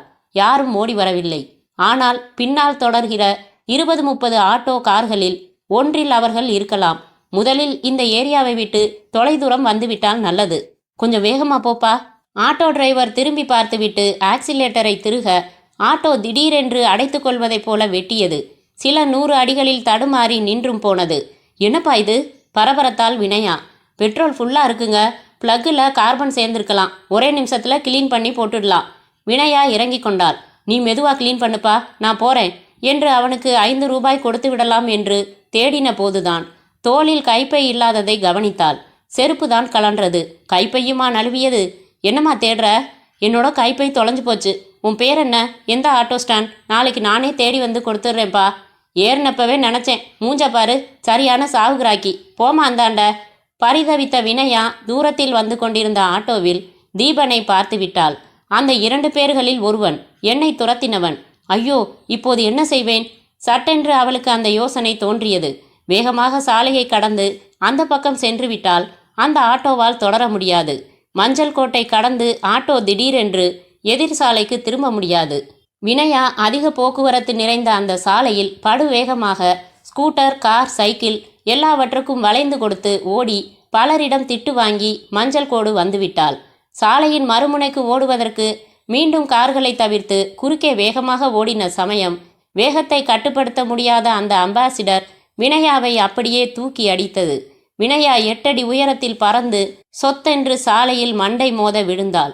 குபுகுபுவென்று ரத்தம், கிரீச் கிரீச் என்று வாகனங்கள் பிரேக் அடித்தன. பெருங்கூச்சலுடன் பாதையோர மனிதர்கள் ஓடி வந்தார்கள். டிராஃபிக் சார்ஜென்ட் டமடமவென்று பைக்கில் வந்தார். எதிர் சாலையில் ஓரமா நிறுத்துப்பா, இறங்கிக்கிறேன் என்று இறங்கி கொண்ட தீபன் மனதிற்குள் குரூர சந்தோஷத்துடன் கும்பலை நோக்கி ஓடி வந்தான். சின்ன வயசுப்பா, நான் பார்த்துட்டு தான் இருந்தேன். தலைப்போற அவசரம் மாதிரி குறுக்கால ஓடி வந்துச்சு. ஆமாம், கார்காரர் மேலே மிஸ்டேக்கே இல்லை. உசுறு இருக்கா? இருக்குதுன்னு நினைக்கிறேன். ஆனால் இவ்வளவு ரத்தம் போயிடுச்சே. மண்டை பிளந்திருக்கா? அது என்ன மூளையா? விலகுங்க, கூட்டம் போடாதீங்க. ஆஸ்பத்திரி போகிற வரைக்கும் தாங்குமா? சந்தேகம்தான். ஆம்புலன்ஸ் வந்து வினயாவை தூக்கி வைத்து புறப்பட்டு செல்லும் வரை நின்றுவிட்டு டிராஃபிக் போலீஸை விவரங்கள் விசாரித்து கொண்டு நடுவினான் சந்தோஷமாக தீபன். தீபன் மிதுன் வீட்டிற்கு வந்து காத்திருந்தான். மிதுன் 1 மணி நேரம் கழித்து காரை கொண்டு வந்து நிறுத்தி, என்னாச்சு பாத்தியா என்றான் அவசரமாக. மிதுனை தனியறைக்கு அழைத்து வந்த தீபன், விதி இன்னைக்கு அவ வாழ்க்கையில அனாவசியத்துக்கு விளையாடிடுச்சு மிதுன். நமக்கு கவலையே இல்லை. என் கண்ணெதிரிலேயே அவளுக்கு ஒரு மேஜர் ஆக்சிடென்ட். என்னை பார்த்துட்டு அவள் ரோட்டை அவசரமாக கிராஸ் செஞ்சா. ஒரு கார் அப்படியே அவளை தூக்கி எறிஞ்சு மண்டை பொளந்து ரத்த கலரி. மை குட்னஸ், ஆள் செத்துட்டாளா? செத்துருவா. ஆஸ்பத்திரி போகிற வரைக்கும் கூட தாங்காதுன்னாங்க. இடியட், அப்போ இன்னும் சாகலை தானே? மிதுன், நான் கண்ணால் பார்த்தவன். உசுறு கொஞ்சோண்டு ஒட்டிகிட்டு இருக்கே ஒழிய நிச்சயம் காலி தான். பொழைக்க சான்ஸே இல்லை. நான் திருப்தி அடைய மாட்டேன். எந்த ஆஸ்பத்திரி கொண்டு போயிருக்காங்க? ராயப்பேட்டை GH. போ, நீயும் போ. எனக்கு அவள் செத்துட்டான்னு உறுதியாக தெரிஞ்சுக்கிட்டு வந்து சொல்லு. அப்புறம்தான் நிம்மதி. தீபன் ஓகே என்று புறப்பட்டான். அத்தியாயம் 7. ராயப்பேட்டை அரசாங்க மருத்துவமனை. காரை விட்டு இறங்கினதுமே எதிர்பட்ட நர்ஸை, எமர்ஜென்சி வார்டு எங்கே இருக்கு என்றாள் சுசீலா. ஒரு ஃபோன் பண்ணணும், எங்கே பண்ணலாம் என்றான் பரத். 2 பேருக்கும் பதில் சொல்லிவிட்டு நர்ஸ் நடந்ததும் சுசீலா இவனை முறைத்து, ஒரு பேச்சுக்கு சொன்னா உடனே ஃபோன்னு பறக்குறீங்களே பரத் என்றாள். நடந்தார்கள். அப்படி இல்லை சுசி என்று தன் சுண்டு விரலை காட்டினான். புறப்படுறப்பவே வீட்டிலே போயிட்டு வர்றதுக்கு என்ன? சி, அதில்ல, இது என்ன சுண்டு விரல்? இதை அவ கட் பண்ணிக்குவா. நான் ஃபோன் செஞ்சு விமர்சிக்கலன்னா அப்படின்னு அவ சொன்னாளா? ஆமா, கொஞ்சம் கோபக்கார பொண்ணா தெரியுது. கட் பண்ணி பார்சல்ல வேற அனுப்பிடுவாளாம். பார்சலை பிரிக்கவே முடியாதபடி நாரும் மொய்க்கும். தபால்காரன் நமக்கு வர்ற தபால் எல்லாம் கிழிச்சு போட்டுட்டு ஒன்றும் வரலன்னு பழி வாங்கிடுவான். அந்த சுண்டு விரலை எரிக்கிறதா புதைக்கிறதான்னு வேற யோசிக்கணும். எவ்வளவு பிரச்சனைகள் இருக்கு இதுல. ஹாய் ராஜ்மோகன் என்றான் பரத். ராஜ்மோகன் டிராஃபிக் டிவிஷனில் இன்ஸ்பெக்டர். எங்கோ பார்த்து கொண்டு சிகரெட் உறிஞ்சி கொண்டிருந்தவர் முதுகில் தட்டப்பட்டதும் திரும்பி, ஹலோ பரத், எங்க இப்படி என்றார். சும்மா உன்னை பார்க்கத்தான். சுசி, நானும் இவரும் இங்கே இதே மரத்தடியில் நின்று பேசிக்கிட்டு இருக்கோம். ரொம்ப நாளாச்சு பார்த்து. நீ போய் பார்த்துட்டு வந்துடுறேன். சரி என்று பல்லை கடித்து கொண்டு வார்டு நோக்கி நடந்தாள் சுசீலா, கையில் ஆப்பிள்கள் கொண்ட பாலித்தீன் பையுடன். பரத் ராஜ்மோகனின் சிகரெட்டில் இருந்து தன்னுடையதற்கு நெருப்பு பரிமாற்றம் செய்து கொண்டு, வெல், எப்பயா டிராஃபிக்கு வந்த? யாரு டிசி உனக்கு என்றான். 6 மாசமாச்சு. கனகரத்னம்னு பேரு. சதா வெத்தலை. ஆஃபீஸில் அவர் டேபிள் பக்கத்தில் இருக்கிற ஜன்னல் துரு பிடிச்சி போச்சு. வாய் முழுக்க வெத்தலைச்சாறு வச்சுக்கிட்டு உத்தரத்தை பார்த்து தான் கத்துவார். திட்டுறாருன்னு மட்டும் புரியும், ஒரு வார்த்தை விளங்காது. அவர்கிட்ட பாராட்டு வாங்குற மாதிரி ஏதாச்சும் செஞ்சிடணும்னு பார்த்தா எங்கே எல்லா கேஸும் மண்டைக்காய வைக்குது. பரத் சிரித்து, லேட்டஸ்ட் மண்டைக்காயல் என்ன? ஒரு ஆக்சிடெண்ட் கேஸ். இளம் வயசு பொண்ணு ரோட்டை வேகமாக கிராஸ் பண்ணியிருக்கா. கார்காரன் மேலே தப்பில்லை. பிரேக் பிடிக்க முடியாமல் போய் தூக்கி அடிச்சிட்டான். மண்டை பொளந்துடுச்சு. ஐயையோ. அப்புறம் இங்கே அட்மிட் பண்ணி எமர்ஜென்சியில் கவனித்து ஆப்ரேஷன் பண்ணி மூக்கில் வாயில் எல்லாம் குழாயை மாட்டி படுக்க வச்சுட்டாங்க. இழுபறி, பிழைக்கிறது கஷ்டங்கிறாரு டாக்டர். உணர்வு திரும்பலாம், திரும்பாமலே போயிடலாம். இதில் பிரச்சனை என்னன்னா, அந்த பொண்ணு யாருன்னு அடையாளம் தெரியல. ஒரு ஹேண்ட்பேக், மணி பர்ஸ் எதுவும் இல்லை. யாருக்குன்னு தகவல் சொல்கிறது? அட பாவமே, என்ன செஞ்ச நீ? ட்ரெஸ்ஸு விவரம், அடையாளம் எல்லாம் சொல்லி எல்லா ஸ்டேஷன்ஸுக்கும் தகவல் அனுப்பிச்சேன். யாராச்சும் மிஸ்ஸிங்னு ரிப்போர்ட் பண்ண வந்தால் தெரிவிக்க சொல்லியிருக்கேன். ஃபோட்டோ எடுத்து டெலிவிஷனுக்கு கொடுத்து அனுப்பியிருக்கேன். அறிவிப்பு வைக்க சொல்லி. வேற என்ன செய்கிறது சொல்லு? ஏதாச்சும் தகவல் வராதான்னு சிகரெட் பிடிச்சிக்கிட்டு நிற்கிறேன். என்னை விடு, நீ எப்படி இருக்க? நல்லா இருக்கேன். வா, ரிசப்ஷன் வரைக்கும் போயிட்டு வந்துடலாம். அர்ஜென்ட்டாக ஒரு ஃபோன் செய்யணும் என்றான் பரத். எமர்ஜென்சி வார்டில் முதல் மாடியில் தனியறைகள் கொண்ட வராந்தாவில் நடந்தாள் சுசீலா. 17ஆம் எண் அறை என்று சுமதியின் அப்பா ஃபோனில் சொல்லியிருந்தார். 17இன் கதவுகள் சாத்தியிருந்தன. ஒப்புக்கு தட்டிவிட்டு உள்ளே வந்தாள் சுசீலா. கட்டிலை சமீபித்ததும் குழம்பினாள். ஆக்சிஜன் டியூபும் இரத்த டியூபுமாய் படுத்திருந்தவள் சுமதி இல்லையே. இது 17 தானே, நான் அறை மாறி வந்து விடவில்லையே. சுசீலா தயங்கிக் கொண்டிருந்த வினாடியில் வினயா மெல்ல முனகினாள். உதடுகள் லேசாக அசைந்தன. பெரிய முயற்சியில் இமைகள் பிரிந்தன. சுசீலாவை பார்த்ததும் மெதுவாக தலையசைத்து அருகில் அழைத்தது போல் இருந்தது. என்ன வேணுங்க? நர்ஸை கூப்பிடட்டுமா? வினயாவின் உதடுகள் மிக சிரமத்தின் பேரில் மெதுவாக ஆனால் தெளிவாக உச்சரித்தன. தற்கொலை இல்ல, கொலை என்று. என்னது? என்ன சொல்றீங்க? தற்கொலை இல்ல, கொலை. மறுபடி தெளிவாக சொன்ன வினயாவின் கண்கள் மேலே செருகிக்கொள்ள துடிப்புகள் வடிய துவங்கிய போது உயிரின் ஒரு துண்டு மிச்சத்தின் நினைவு வட்டத்தில் ஜானகிராமனின் முகம் மங்கலாக தெரிந்து மறைந்து ஒரு உலுக்கலில் வினயாவின் உயிர் முற்றிலுமாக விடுதலையடைந்தது. சுசீலா அவசரமாக வெளியே வர, ஒரு நர்ஸ் உள்ளே வர, இந்த பொண்ணு யாருங்க? Accident case. அட, நின்று போச்சா? யாரு என்னன்னே தெரியலம்மா. நீங்கள் வர்றப்பவே உயிர் போயிடுச்சாமா? ஆமாம், நீங்கள் யாரு? இங்கே இருந்த சுமதி எங்க? அவள் ஃப்ரெண்டு, நான் பார்க்க வந்தேன். நேற்று டிஸ்சார்ஜ் ஆகி போயிட்டாங்களே. நான் வரேன். பெரிய டாக்டருக்கு சொல்லணும், இன்ஸ்பெக்டருக்கு சொல்லணும். சுசீலாவும் வேகமாக நடந்தாள். பரத்திற்கு சொல்ல வேண்டும். என்ன அர்த்தம் அவள் சொன்னதற்கு? அழுத்தந்திருத்தமாய் சொன்னாலே. தற்கொலை இல்லை, கொலை. எதை பற்றி சொன்னாள்? சுசீலா மரத்தடியில் பரத்தை தேடினாள். அத்தியாயம் 8. தன் கொழுந்தியாளின் குழந்தையை பார்க்க போயிருந்த வாட்ச்மேன் திரும்பி தன் சைக்கிளை பூட்டினான். முதல் காரியமாக அலுவலகத்திற்குள் வந்து அக்கவுண்டன்ட்டின் அறையில் விளக்கு எரிகிறதா என்று பார்த்தான். இரண்டாம் காரியமாக இன்னும் எவ்வளவு நேரம் வேலை செய்ய போகிறார் என்று தெரிந்து கொள்வதற்காக அவரின் அறைக்கு வந்து கதவை தள்ளினான். மூன்றாம் காரியமாக உள்ளே அக்கவுண்டன்ட் குணசேகர் தூக்கில் தொங்குவதை பார்த்து ஆவென்று அலறி மயக்கம் போட்டு விழுந்தான். நான்காவது காரியமாக. அத்தியாயம் 9. உளராத சுசி என்றான் பரத். நோ, உளரல. நான் சத்தியமா கேட்டேன். நான் கேட்டது உண்மை என்றாள் சுசீலா. ஓகே, கரெக்டா சொல்லுங்க. என்னன்னு சொல்லி முனகினா அந்த பொண்ணு என்றார் ராஜ்மோகன். தற்கொலை இல்ல, கொலை என்றாள் சுசீலா. டோன்ட் மிஸ்லீட் சுசி, இது விளையாட்டில்ல என்றான் பரத். சாக போற வினாடில ஒருத்தி தற்கொலை இல்லை கொலைன்னு ஏன் சொல்லணும்? ஆனா சொன்னான். ராஜ்மோகன் தன் சிகரெட்டை இழுத்து விட்டு, சான்ஸே இல்லையே மேடம். விபத்து நடந்த இடத்துல விபத்தை கண்ணால பார்த்த 7-8 பேரை விசாரிச்சுட்டேன். இந்த பொண்ணு அவசர அவசரமா ரோட்டை கிராஸ் செஞ்சு வந்திருக்கா. பாதி ரோடு வந்தாச்சு. மீதி ரோட்டை தாண்டறதுக்குள்ள கார் மோதிடுச்சு. இது எதிர்பாராத விபத்து. திட்டம் போட்டு இந்த மாதிரி செட்டப்ல கொலை செய்யவே முடியாது. இதையெல்லாம் விட காரை ஓட்டிக்கிட்டு வந்தவர் ஒரு கிறிஸ்டியன் ஃபாதர். அவர் விபத்தானதுமே ரொம்ப அப்செட் ஆகி மயக்கமாகி அவரை சரிப்படுத்தி ஸ்டேட்மெண்ட் வாங்கிட்டு அனுப்பி வச்சேன். ஒரு உயிரை கொன்னுட்டேனேன்னு அவர் துடிச்சு போயிட்டாரு. அந்த பொண்ணு அந்த மாதிரி சொல்ல வேண்டிய அவசியமே இல்லை. அப்படியே சொல்லி இருந்தாலும் அது ஏதோ பைத்தியக்காரத்தனமான உளறல் என்றான். பரத் வெல் என்று அவருடன் கை குலுக்கி, நாங்க புறப்படுறோம், உன்னோட அடுத்த வேலை என்ன என்றான். அந்த பொண்ணு பாடியை மார்ச்சுவரியில் வைக்க சொல்லிட்டேன். அந்த பொண்ணை விசாரிச்சு யார் வந்தாலும் என்ன தொடர்பு கொள்ள சொல்லி ரிசப்ஷனில் சொல்லிட்டேன். நானும் புறப்பட வேண்டியதுதான்.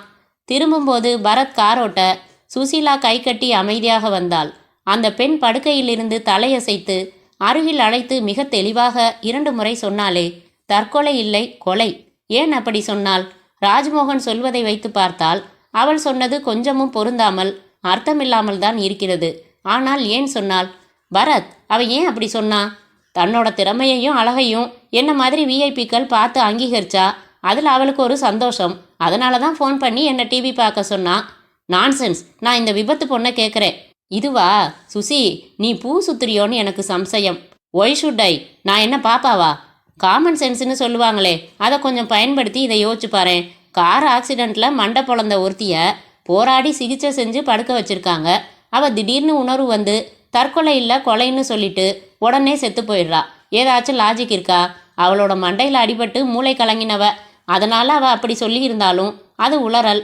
That's all. இது ஏன் உன்னை இவ்வளவு தூரம் தொந்தரவு செய்து? இல்ல பரத், அந்த இடத்துல நீங்க இருந்திருந்தாதான் முழுமையா உணர முடியும். தெளிவா சொன்னா. எனக்கு அது நெருடிக்கிட்டே இருக்கு.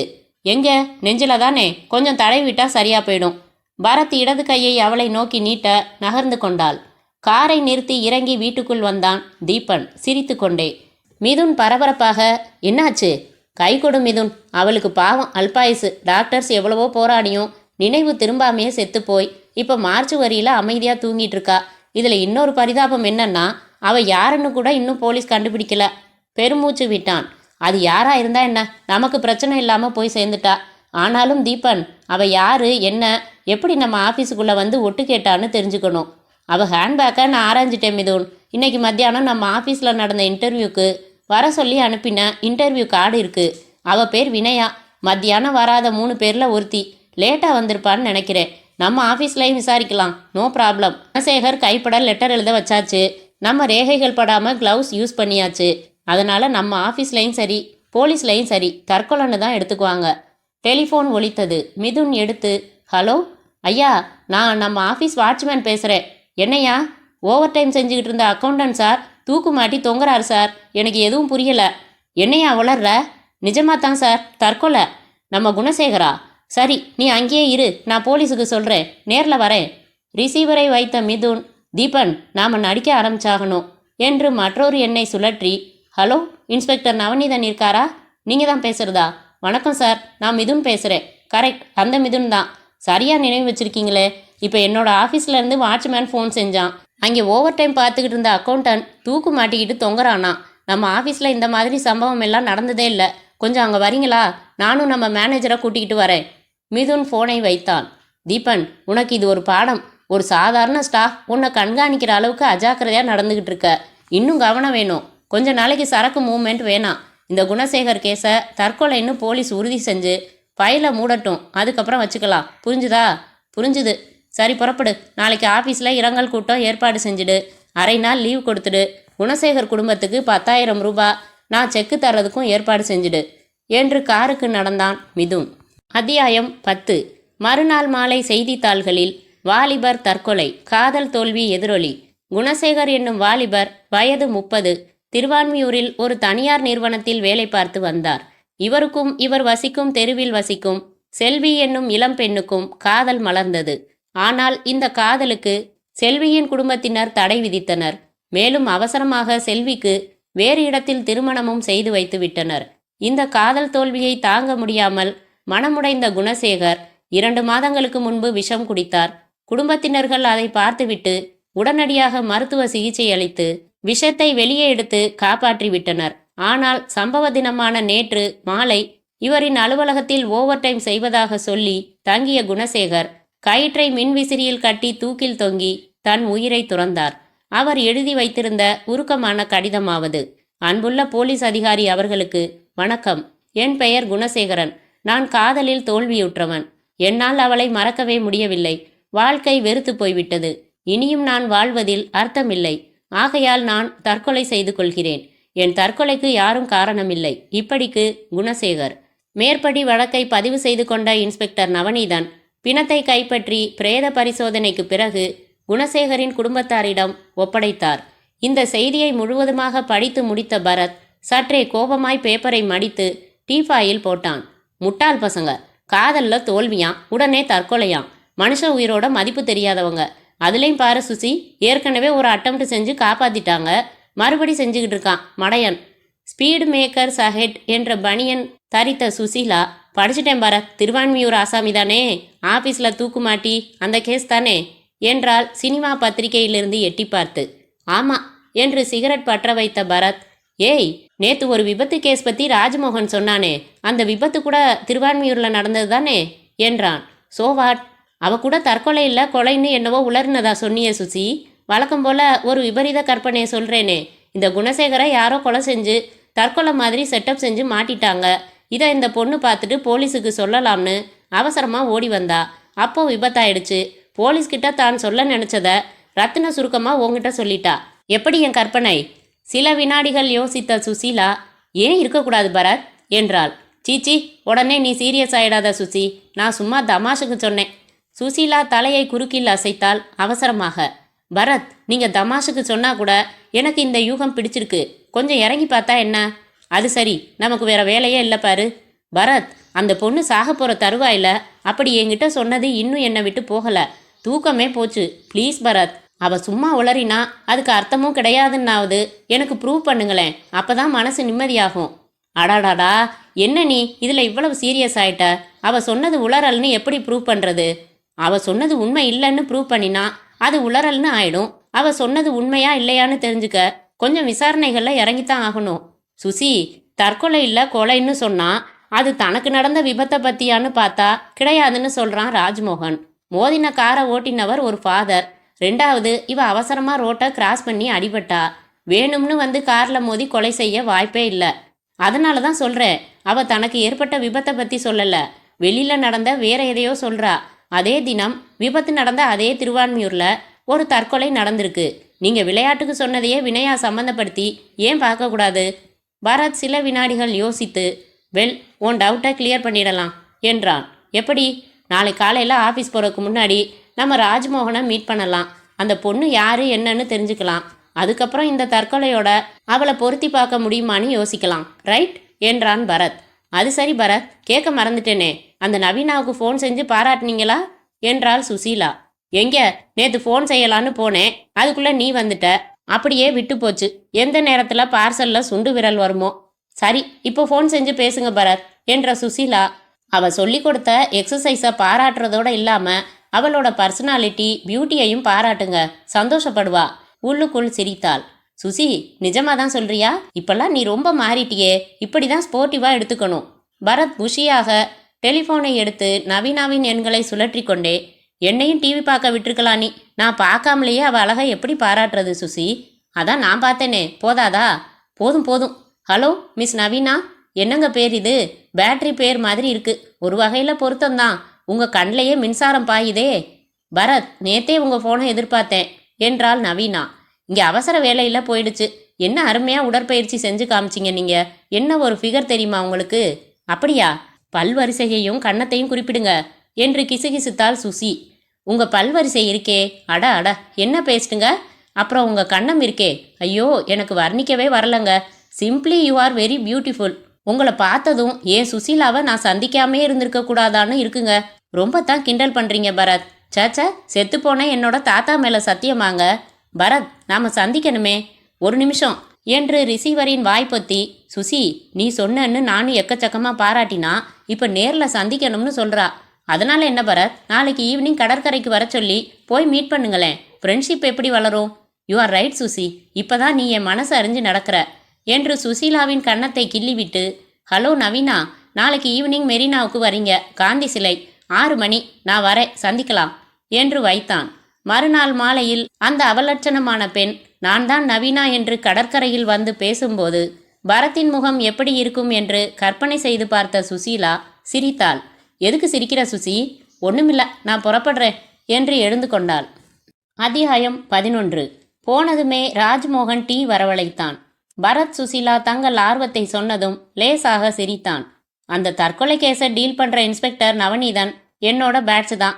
உங்க சந்தேகத்துக்கு ஏதாச்சும் சான்ஸ் இருக்கான்னு ஒரு வார்த்தை கேட்டுடலாமே என்றான். டெலிஃபோன் எடுத்தான். பரத் மௌனமாக டீ குடித்தான். சுசீலா அங்கிருந்த ஆங்கில தினசரியை புரட்டினாள். ஹலோ நவநீதனா, நான் ராஜ்மோகன் பேசுறேன்ப்பா. எப்படி இருக்க? பேப்பர்ல படிச்சேன், தற்கொலை கேஸை டீல் பண்றியாக்கும். அப்படியா? அவ்வளவு சீக்கிரமாவா? Very good. எந்த டவுட்டுமே இல்லையா? அப்ப கன்ஃபர்ம்டுன்னு சொல்ற. பாரியா, கேஸுன்னா இப்படிலாம் வந்து மாட்டணும். எடுத்தம்மா மறுநாளே மூடினமான்னு. சரி சரி, ஓகேம்மா, சும்மா தான் விசாரிச்சேன், பார்க்கலாம். ராஜ்மோகன் போனை வைத்துவிட்டு, பரத், உங்க சந்தேகத்துக்கெல்லாம் இடமே இல்லை. அந்த தற்கொலை கேஸ் ஃபைலையே மூடியாச்சான் என்றான். அவ்வளவு சீக்கிரமாவா என்றாள் சுசீலா. ஆமாங்க, சொன்னானே, கிளியர் சூசைட், பிஎம் ரிப்போர்ட்ல பிரச்சனை இல்லை, கைப்படர் லெட்டர் எழுதி வச்சிருக்கான். அவன் கையெழுத்து தான்னு வெரிஃபை பண்ணியாச்சான். ஏற்கனவே ஒரு தடவை லவ் ஃபெயிலியர்ல சூசைட் முயற்சி பண்ணினவன். விசாரிச்சதுலையும் எதுவும் முரண்பாடு இல்லையாம். அதனால கேஸ் முடிஞ்சுது. நான் சொன்னேன், சுசீலாவுக்கு தான் இதுல ஒரு கியூரியாசிட்டி. அந்த பொண்ணோட பாடியை யார்கிட்ட ஒப்படைச்சிங்க? யாரு என்னன்னு தகவல் தெரிஞ்சுதா? விழுப்புரத்துல இருந்து அந்த பொண்ணோட மாமா முறையுள்ள சொந்தக்காரர் டிவியில கொடுத்திருந்த போட்டோவையும் அறிவிப்பையும் பார்த்துட்டு வந்தாரு. அவர்கிட்ட பாடியை ஒப்படைச்சாச்சு. அந்த பொண்ணு வினயா மெட்ராஸ்ல எங்க இருந்தா? ட்ரிப்ளிகேன்ல ஒரு ஸ்டோர்ஸ்ல தனி ரூம்ல தங்கி இருந்தாலாம் தன் அம்மாவோட. சமீப காலத்துல அவங்க அம்மா இறந்துட்டதால இந்த பொண்ணு மட்டும் தனியா சமைச்சு சாப்பிட்டுக்கிட்டு ஒரு வீடியோ லைப்ரரியில வேலை பார்த்துக்கிட்டு இருந்தாலாம். அன்னைக்கு ட்ரிப்ளிகேன்ல இருந்து திருவான்மியூர் எதுக்காக வந்தா? அது தெரியல பரத். ராஜ்மோகன், நீ கோவப்படலனா ஒன்று கேட்கட்டுமா? என்ன? வினயா தங்கி இருந்த வேலை பார்த்த அட்ரஸ் எல்லாம் வேணுமே எனக்கு. பரத், இது வேஸ்ட் ஆஃப் டைம். ஒரு ஆக்சிடென்ட் கேஸ்ல என்ன விசாரிக்க விரும்புற நீ? நீ கூட அது விபத்துங்கிறத நான் மறுக்கல. அவ சாகிறதுக்கு முன்னாடி சுசீலா கிட்ட ஏன் அப்படி சொல்லணும்? அது மட்டும் நான் கிளியர் பண்ணிக்கணும். எனக்காக இல்லைன்னாலும் சுசீலாவுக்காக. அவளுக்கு அது உறுத்திக்கிட்டே இருக்கு. இதுக்கு இவ்வளவு முக்கியத்துவம் தர வேண்டியதே இல்லைங்கிறது ஏன் அபிப்பிராயம். ஆனா உன் ஆர்வத்துக்கு நான் தடை போடல. அட்ரஸ் தரேன். என்னை பொறுத்த வரைக்கும் இது வேண்டாத ஆராய்ச்சி. விபத்தின் போது எடுத்த புகைப்படங்களை பார்த்துவிட்டு குறிப்பிட்ட அந்த விலாசங்கள் வாங்கி கொண்டதும் இருவரும் புறப்பட்டு, சுசி, முதல்ல வீடியோ கடையா வீடா என்றான் பரத். வீடியோ கடை என்றாள். அந்த கடையில் இருந்த பெண் நிறத்திற்கு மேட்ச் ஆகாமல் சாரி உடுத்தியிருந்தாள். இடுப்பில் செருகியிருந்த கர்ச்சிப்பில் W என்று இனிஷியல் எம்ப்ராய்டரி செய்திருந்தது. எக்ஸ்கியூஸ் மீ, இங்கே வினயான்னு முந்தா நாள் ஒரு ரோடு ஆக்சிடென்ட்ல இறந்து போயிட்டா சார். நீங்க யாரு? வேண்டியவங்க. இறந்தது தெரியும். திருவான்மியூர்ல தானே விபத்து? ஆமா சார். எதுக்காக இந்த பொண்ணு அங்க போனா? தெரியல சார். முக்கியமான வேலை இருக்குன்னு முந்தா நாளும் அதுக்கு முதல் நாளும் கடைக்கு லீவ் போட்டிருந்தா. இவ இருக்கிறது ட்ரிப்ளிகேன். அங்க ஏன் போனான்னு தெரியல. விதி சார், விதி. பாவம். கல்யாணம் பண்ணிக்கணும்னு அவளுக்கு ஆசை. நல்ல வேலையில செட்டில் ஆகணும்னு ஆசை. எல்லாம் போச்சு. வாழ வேண்டிய வயசு. மேலும் விசாரித்து விட்டு புறப்படும் முன்பாக, எக்ஸ்கியூஸ் மீ மேடம் என்றான் பரத். நானும் அப்பையிலிருந்து போட்டு மண்டையை உடைச்சுக்கிறேன். W ஆரம்பிக்கிற பொம்பளை பேர் என்னவா இருக்க முடியும்னு புரியல. என்ன உங்க பேரு? அவன் பார்வையை பார்த்து கர்ச்சிப்பை உருவி, சாரி என்று அதை தலைகீழாக செருகி, என் பேர் மீனா என்றாள். See you later என்றான் பரத். அவசியம் இருக்காது, வாங்க என்றாள் சுசீலா. அந்த ஸ்டோர்ஸில் வினயா குடியிருந்த போர்ஷன் திறந்திருந்தது. உள்ளே வேஷ்டி கட்டின ஆசாமி ஒருவர் நின்று கொண்டு அட்டை பெட்டிகளில் வினயாவின் பொருள்களை அள்ளி கட்டி கொண்டிருந்த 2 வேலையாட்களுக்கு இப்படி அப்படி என்று குறிப்பு சொல்லிக் கொண்டிருந்தவர் இவர்களிடம் தன்னை வினயாவின் ஒன்றுவிட்ட மாமா என்று அறிமுகப்படுத்தி கொண்டார். விழுப்புரத்தில் சின்ன ஜவுளிக்கடை வைத்திருப்பதாக சொன்னார். எவ்வளவோ அடிச்சுக்கிட்டேன். அம்மா செத்து போச்சு. ஒரு வயசு பொண்ணு தனியா இருக்கிறது சரியில்லை. எங்க வீட்டுக்கு வந்துருன்னு கேட்கலையே. பிடிவாதக்கார பொண்ணு. ஒரு நல்ல இடமா பார்த்து கட்டி கொடுக்கணும்னு நானும் 1-2 முயற்சி எடுத்துக்கிட்டு இருந்தேன். அதுக்குள்ள இப்படி ஆயிடுச்சு பாருங்க. நிஜமாகவே அவர் கண்கள் கலங்கி போயின. அவருக்கு ஆறுதல் சொல்லிவிட்டு, திருவான்மியூருக்கு ஏன் போனா இந்த பொண்ணு என்றாள் சுசீலா. யாருக்கு தெரியும், அங்க ஒரு மாப்பிள்ளைய பார்க்க போனாலோ என்னவோ. மாப்பிள்ளையா? ஆமா, நாங்க எல்லாம் இருக்கோங்கிறதே மறந்துட்டு இவளே தனக்கு மாப்பிள்ளை தேட ஆரம்பிச்சிட்டாலாம். செத்ததுக்கு முதல் நாள் இவளும் மாடி வீட்டில் கோகிலான்னு ஒரு பொண்ணு இருக்கு, அவளும் மயிலாப்பூர்ல ஒரு மாப்பிள்ளைய பார்த்துட்டு வந்தாங்களாம். விபரமா விசாரிக்கலாம்னா அந்த கோகிலாவும் அவ அம்மாவும் வீட்டை பூட்டிக்கிட்டு மங்களூர் போயிருக்காங்களாம். வர 1 வாரம் ஆகுமா. அந்த குடும்பத்துல மட்டும்தான் இவ கொஞ்சம் சகஜமா பழகுவா. மற்றவங்களுக்கெல்லாம் விவரம் தெரியல.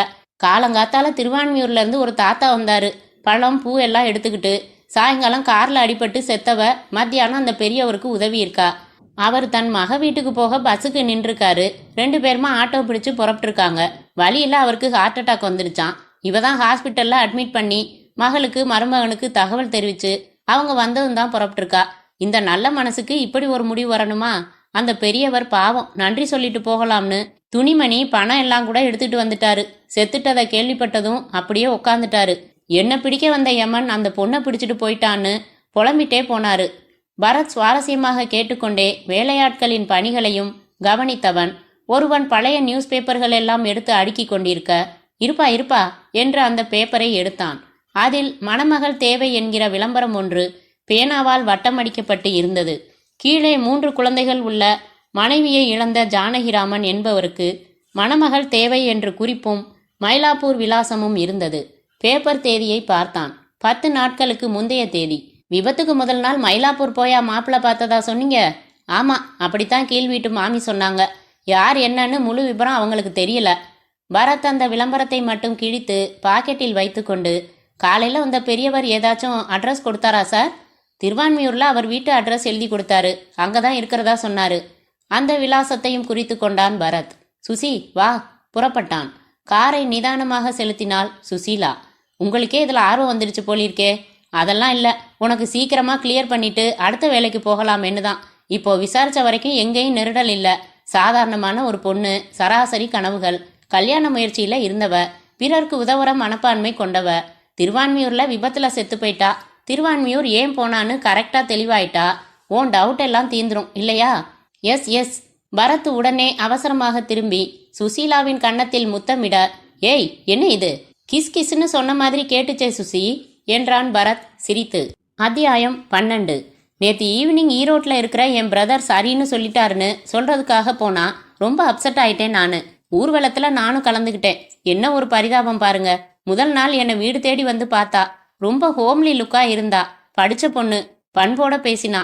நல்லா யோசியா 2ஆம் மனைவியா வாழ்க்கைப்படுறமேன்னு கவலை மனசுல இருந்தா வாழ்க்கை பூரா நெருடும்னு கேட்டேன். இல்ல சார், பரிபூர்ண திருப்தியோட தான் வந்திருக்கேன்னு சொன்னான்.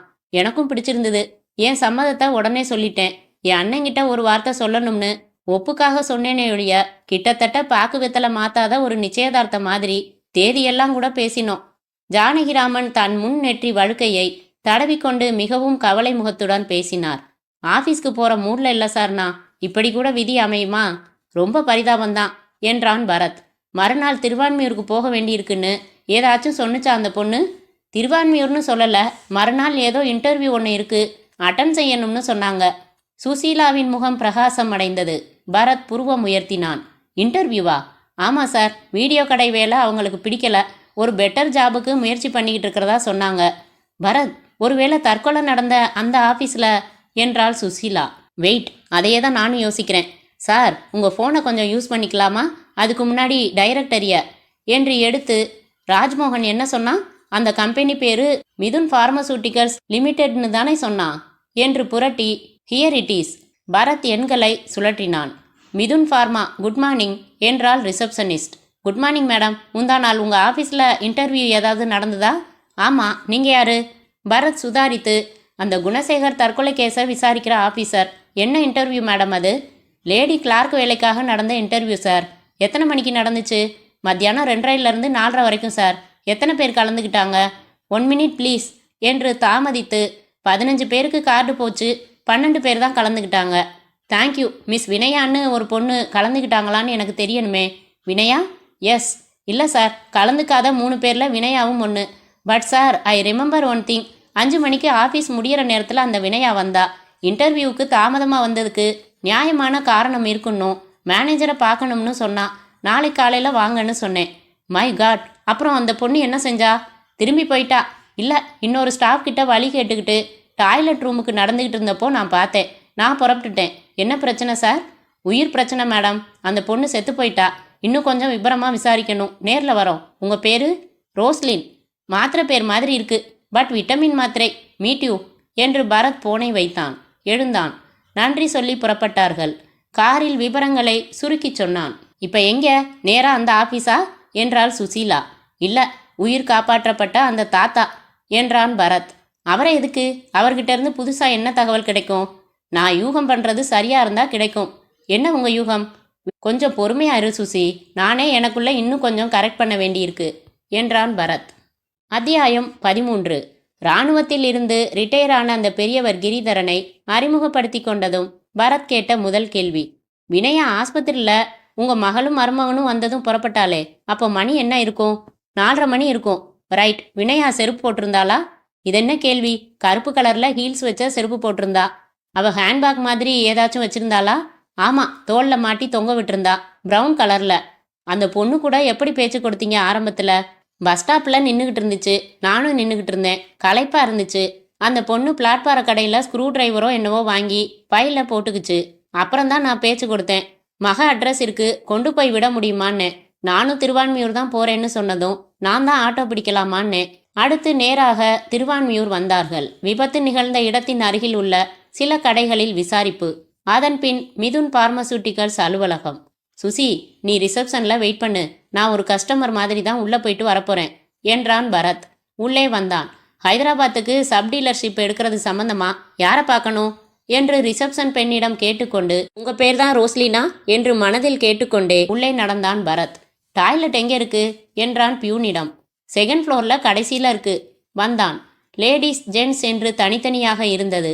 லேடிஸிலிருந்து வெளிப்பட்ட 2 பெண்களில் ஒருத்தி, இந்த தாழ்பால உடனே ரிப்பேர் செய்யக்கூடாதா என்றாள்.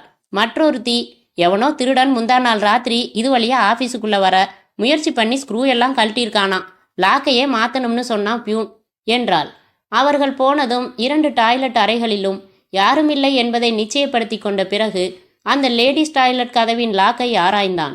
உயர்ந்த ஜாதி. உள்பக்கத்திலிருந்து நம்பப்பட்டிருப்பது தெரிந்தது. சற்று நேரம் பார்வையை அப்படி இப்படி ஓட்டிக் கொண்டிருந்தவன் பார்வையில் அது பட்டது. கண்களை சுருக்கி பார்த்தான். வாஷ்பேசின் அடியில் யார் கண்ணிலும் சாதாரணமாக படாத நிழல் கருப்பு மூலையில் தன் கைக்குட்டையை போட்டு மெதுவாக குனிந்து அந்த புத்தம்புதிய ஸ்க்ரூ டிரைவரை எடுத்தான் பரத். அவசரமாக வெளியேறி நடந்தான். படிகள் இறங்கி மீண்டும் அலுவலக பகுதிக்கு வந்து, தூக்குமாட்டி செத்து போனாரே உங்க ஸ்டாஃப் குணசேகர், அவரோட வீடு எங்கே இருக்கு? வேண்டியவண்ணா, துக்கம் விசாரிக்கணும் என்றான் ஒரு கிளார்க்கிடம். அந்த ஆசாமி காகிதம் தேடி இறுதியாக குப்பை தொட்டியில் இருந்து துண்டு காகிதம் எடுத்து விலாசம் எழுதி கொடுக்க பரத் தன் குரலை கவலையில் தேய்த்து கொண்டு, பாவம், ரொம்ப நல்ல பையன் என்றான். ஆமா சார், தான் உண்டு தன் வேலை உண்டுன்னு இருந்தவர். அதோ அந்த ரூம் தான் அவர் வேலை பார்த்த ரூமு.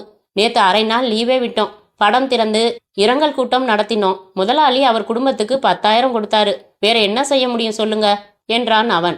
வாஸ்தவம்தான், காதல் பிரச்சனைனா அது பெருசுதான். ஒரு தடவை தற்கொலைக்கு முயற்சி செஞ்சு காப்பாத்தின அப்புறமும் அதே நினைப்புல இருக்கிறது அபூர்வம்தான். ஆமா, சொல்லப்போனா அப்புறம் சரியாகி கலகலப்பா சகஜ நிலைமைக்கு வந்துட்டார்னு தான் சொல்லணும். சுறுசுறுப்பாவே இருந்தாரு. மனசுக்குள்ள அந்த விரக்தி இருந்திருக்கு. தேங்க்யூ சார் என்று புறப்பட்டான் பரத். சுசி, என்னை ராஜ்மோகன் ஆஃபீஸில் இறக்கி விட்டுட்டு நீ நம்ம ஏஜென்சிக்கு போ. எனக்கு சில வேலைகள் இருக்கு.